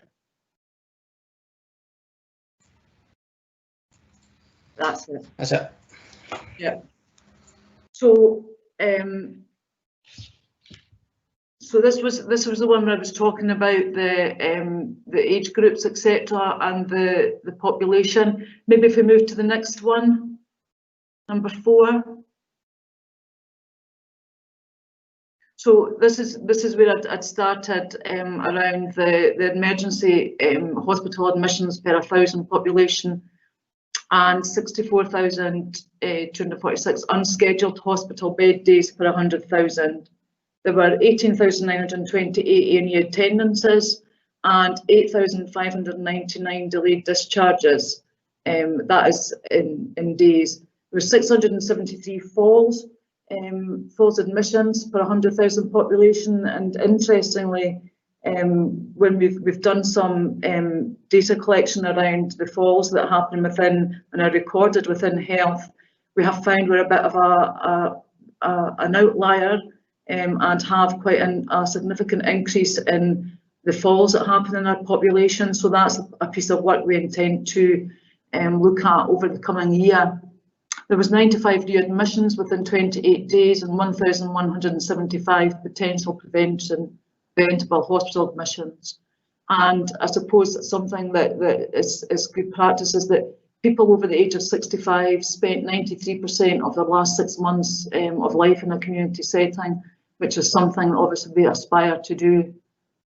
So if I move you on to the next slide, I want to just talk a bit about the South Locality Management Group. So across the locality, we have a locality management group which meets currently every month. We have a very inclusive membership within that group, so it's chaired by myself or Alison Fairley, who is my local authority partner, and we have a very inclusive membership of the locality management group. We do not have just the team leads and the higher sort of grades within the locality. We have people who can bring something to that management group. We have our engagement workers who attend. We have our organisational development teams who attend to support us moving forward, and we also have our healthy community staff who come along to this so that we are inclusive around all the things that we're trying to achieve. The management group provides leadership for local planning and delivery of services, and specifically has an action plan to identify locality actions and oversights of the progress that we're making. The action plan at the current time we're in the process of renewing around the response to COVID and around the remobilisation. But also the action plan is designed in line with the strategic plan, so it takes the themes of the strategic plan and looks at how we are delivering that in the locality. It has a very robust participation and engagement plan, and I'll talk a bit more about that as we move on. And it's used as a forum where we can share information about each other. I think we need to make it more robust. We are looking for a carers representative to join us in our management group, but so far we haven't been able to achieve that, and only because we tend to find in the more rural areas it's actually managing to get carers and service users to join these groups can be a bit trickier. But I'm hopeful maybe with new technology it might be something that will be easier to do. I think we heard that at the carers conference. Actually, carers are able to probably attend a lot more and do more now with technology. We can move on to care and professional governance, the next slide. So as you'll understand, the care and professional governance, we have a locality care and professional governance meeting. That meeting is an integrated meeting and includes both health and social care. We look at sharing the best practice and learning for the benefit of locality teams, but also for the benefit of sharing with our other colleagues across localities. It enables us to provide some evidence that care delivery is safe, clinically effective and person-centred, and it reports by within the meeting we have exception reports from individual services in the locality, and we have these on our every meeting. It ensures that the locality services provide some evidence that they're aware of any risks to effective service delivery and care. So at that meeting we discussed any risks that are within the locality and any service risks that we have recorded on any of our systems. It provides assurance and information to the P&K, Care and Professional Governance Forum, and actually we've just reported on our second cycle of our annual report, and I'm sure that I'm more than happy for that to be shared if anybody should want to see it, but that gives a very sort of overview of what we've been doing in locality. As part of care governance, we can record how many complaints we've received, and from April this year till now we have not received any complaints in the south locality. And we've also I think we've had 4 layers, and these are local adverse event reviews for incidents that, number one, were either a red incident or we feel there was learning from. And these are included in our reporting into the Care Governance Forum. Move on to the next slide, please. So a wee bit about our participation and engagement plan. So we have a robust participation engagement plan that can also be shared, and I think it's actually included in our annual review. So what we like to do is it's about information and how we improve information available to local population. A lot of the themes in the participation engagement plan had started off with the initial engagement that was done around the strategic plan, and what we've done is we've taken these themes and looked at what people have told us. So the information, we've got some understanding in there, and people wanted to tell us that they find it difficult, they struggle to navigate in the health and social care system, and again about dialogue, co-designing and bringing people together, and that's about some of the engagement that we've done with local people around what they want to see services look like and how we shape them. And also participation, and that's about allowing people to have that input.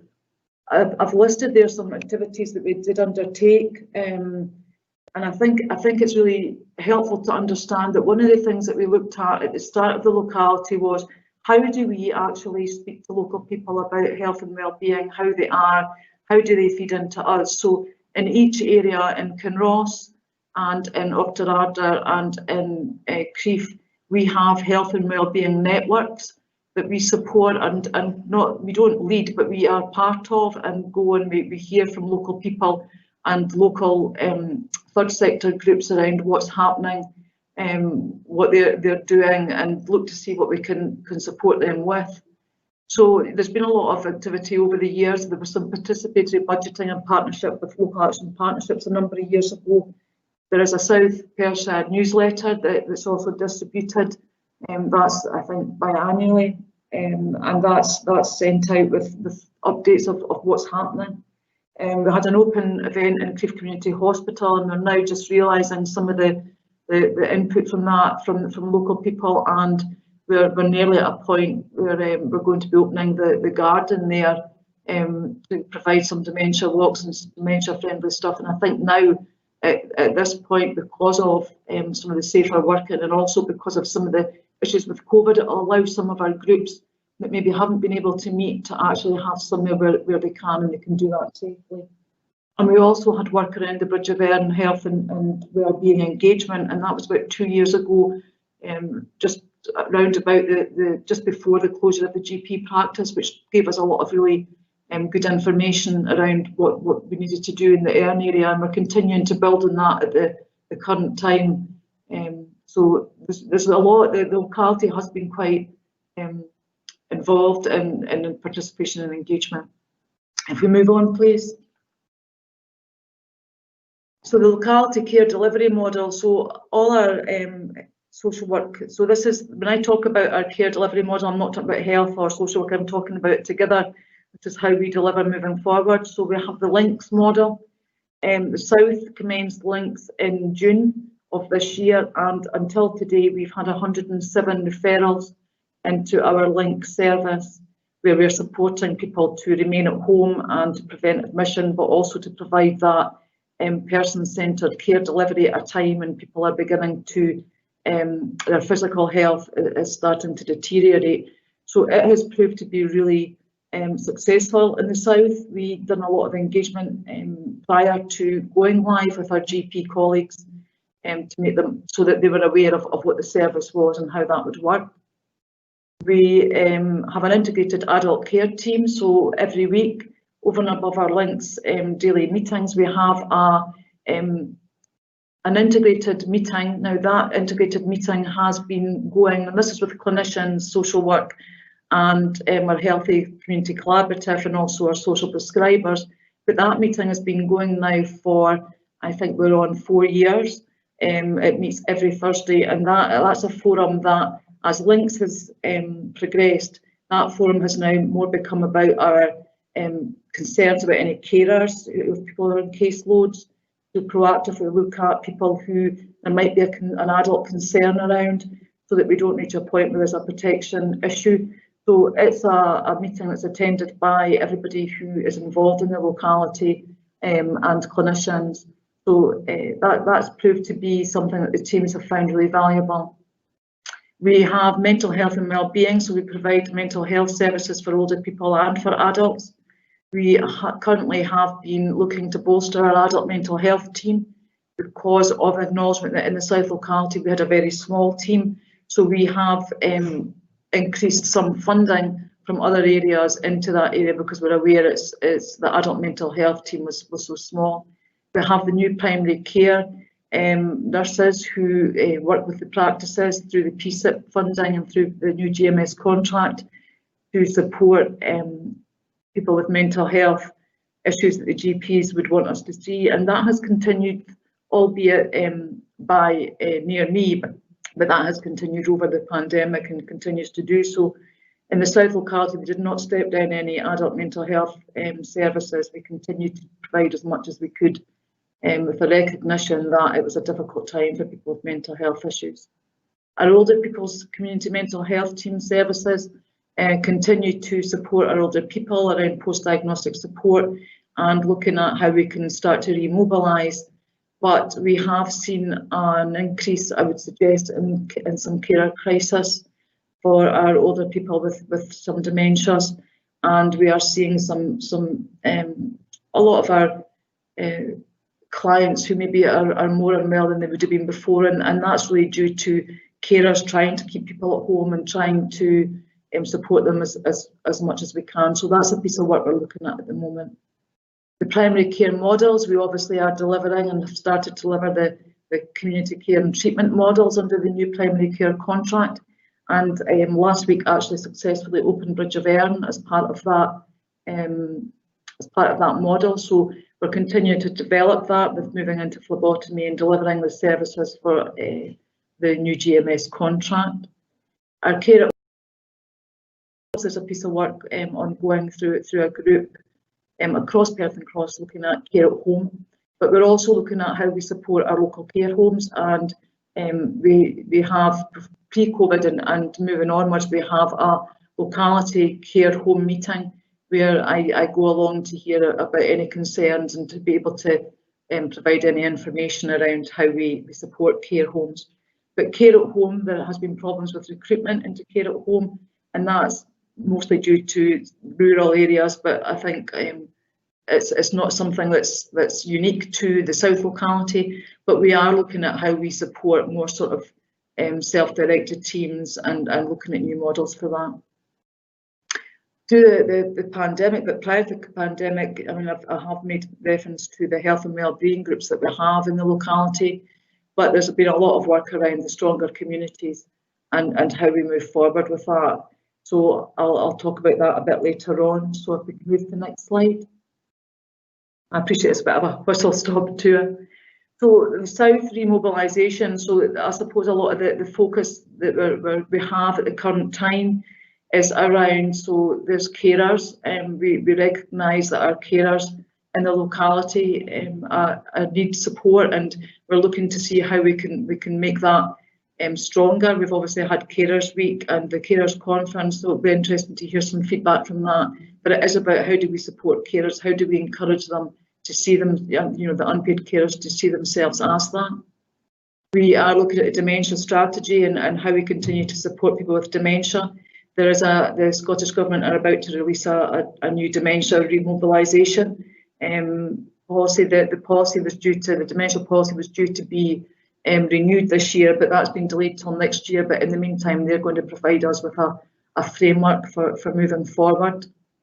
We are looking at keeping people safe, and that is about our more vulnerable people in our locality, and how do we keep them safe, how do we support them, especially at times of isolation and not being out and about. So that's a piece of work that Alison Fairley, my counterpart, is particularly interested in, is looking at pulling together a group to specifically look at that.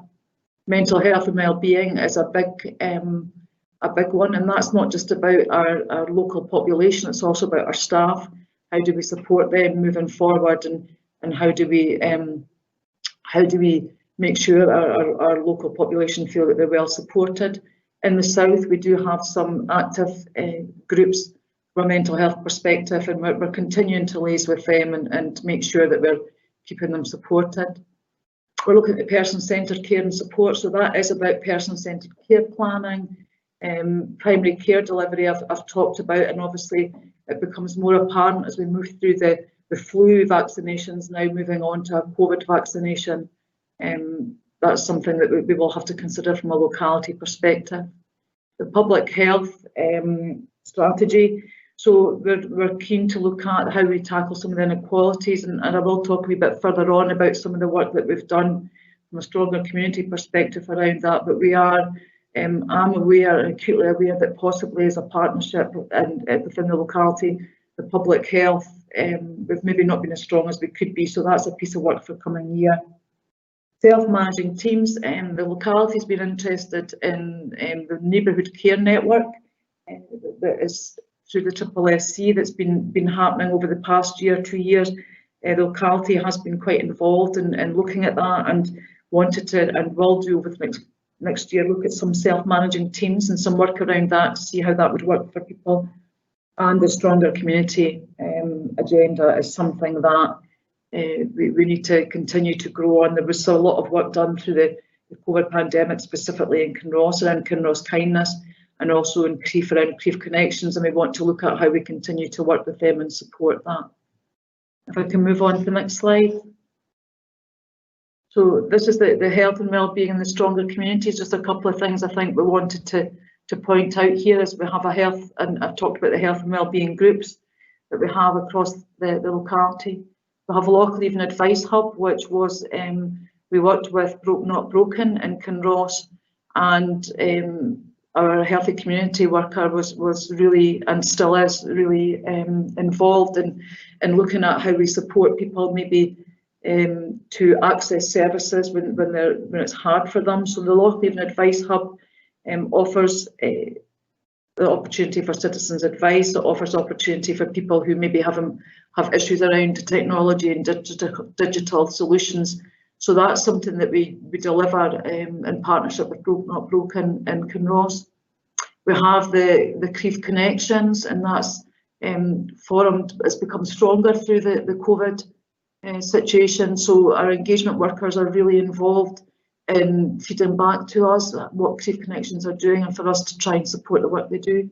We have really active men sheds in the south. We have Kinross, which is way ahead of the pack with regard to men sheds, and they have been absolutely outstanding through the pandemic with providing us with support around things like key safes, but also in PPE production.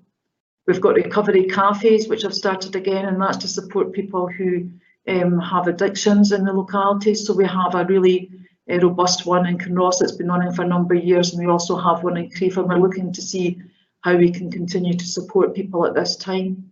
We've done some feedback collaboration, especially in Crieff, where we've supported the food bank to use our premises to enable them to keep going. And that's proved to be a really collaborative approach, in that some of our teams now are more aware of food banks and support that and support models going forward. And it also provides an area, I suppose, for us to be able to contribute to. So that's been really helpful. And the Compassionate Communities and Compassionate Crieff, this is a piece of work that we've, along with the Local Action Partnership, we managed to receive some funding. We haven't managed to use that as yet, but this is about the Inverclyde Compassionate Community model, where we are looking at how do we support our people who are coming towards the end of life in our locality, and we are looking at hospital to home boxes and things like that at the moment. So we're also doing that in partnership with Giraffe, who are supporting us to take that forward. So that's another piece of work that's moving on. We also have the Sparks group in Kinross. This is another really strong group who's now a constituted group in their own right, and they are really active, and they're active participants in supporting us, and also the Local Action Partnership around moving some stuff forward around disability access and things like that. So there's been a lot of work around stronger communities, and I think it's really important that we've just had 2 workers who have gone to do the digital inclusion training, and it's important that we support them to roll that out across the locality moving forward. I'll take you on to the next slide. I want to talk a wee bit about the team development that we've done in the South. So we have developed a mission statement, and at the end I'll leave you with that, but we were involved with the SSC on a research programme a year ago, and that was, there were some sites in Stirling and ourselves where we looked at our integrated working research report, and we have an action plan that's fallen out of that. So that's about how we are integrating what makes integrated services work, and I think that was a really good experience for the team. We've done, there's been a lot of work around the learning that's happened through COVID, and what's that meant and how it's changed our services, and everybody had the opportunity to feed into that, and we have a lessons learned, and we are looking at an action plan around the learning from COVID, and it's what do we continue to do and what do we not need to do anymore. Staff health and well-beings, obviously, I've talked about that previously, and the Near You, Near Me, Stronger Together community. I'm working with myself and the management team are working with organisational development to look at doing a QPR coding thing in Crieff to start to tell stories about who we are, what we do, and how we can support local people. So that's something that we plan to take forward over the next year.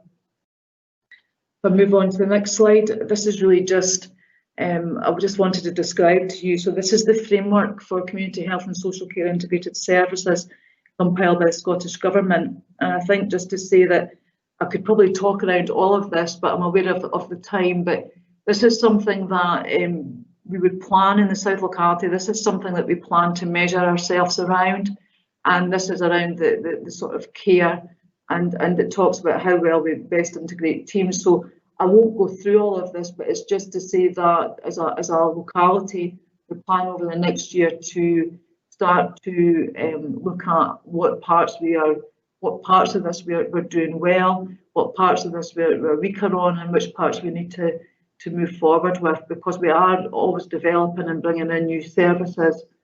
So it's something that we want to do. We'll work with our GP clusters. We have 2 GP clusters in the locality, and I think I'm really keen that we involve them in the work that we're doing here, because they are part of what we do. If I move on, then I'll just really leave you with our mission statement. So we had a real development day, and the report can be seen where we had all our teams and the teams who work in our locality come together to look at the sort of the mission statement for us as a group and as a team. And this is what the teams and the people working in the South felt was our statement, and that is that we will work together locally to support you to live your best life. So that's really a whistle-stop tour of the South locality, and I'm happy to take any questions. Thank you very much for that. That was really good, very comprehensive, as you say, got through quite a lot.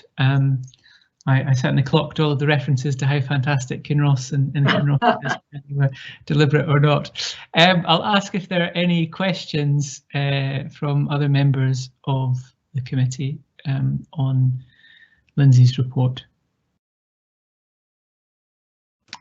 Sandra Old.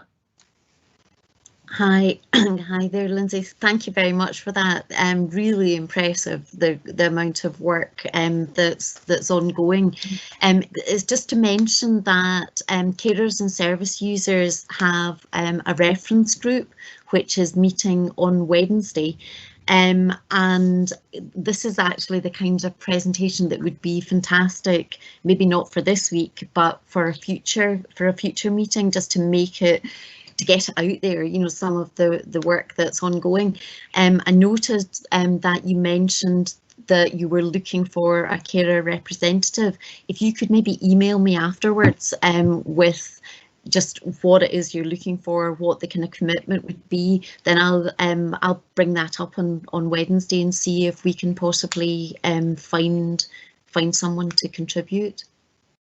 That would be great, Sandra. Thank you. Great. Any further questions or comments? Okay, well, thank you very much for that presentation. That's been really useful. And as I say, we would like to hear what's going on the ground across Perth and Kinross from the Health and Social Care Partnership. So thank you again. Thank you. Okay, just finally, we have two items for noting. One is the work plan for the Audit and Performance Committee, and the other is the record of attendance. I'm just going to ask if anyone has any issues with either of those or any comments. No? Okay. One additional thing, we have to do an annual report each year. What we're going to do is send that to members of the committee after this meeting and ask for feedback on a draft of that. If you could give your feedback and also whether you're happy with it or not, then we'll hopefully be able to agree that. So that would be very helpful. The details of that will be in the email. Just finally, I want to ask if members have any issues that they want to raise in private discussion with internal audit.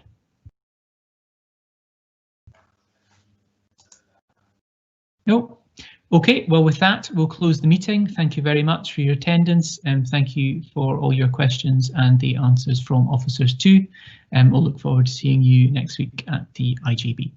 Thank you.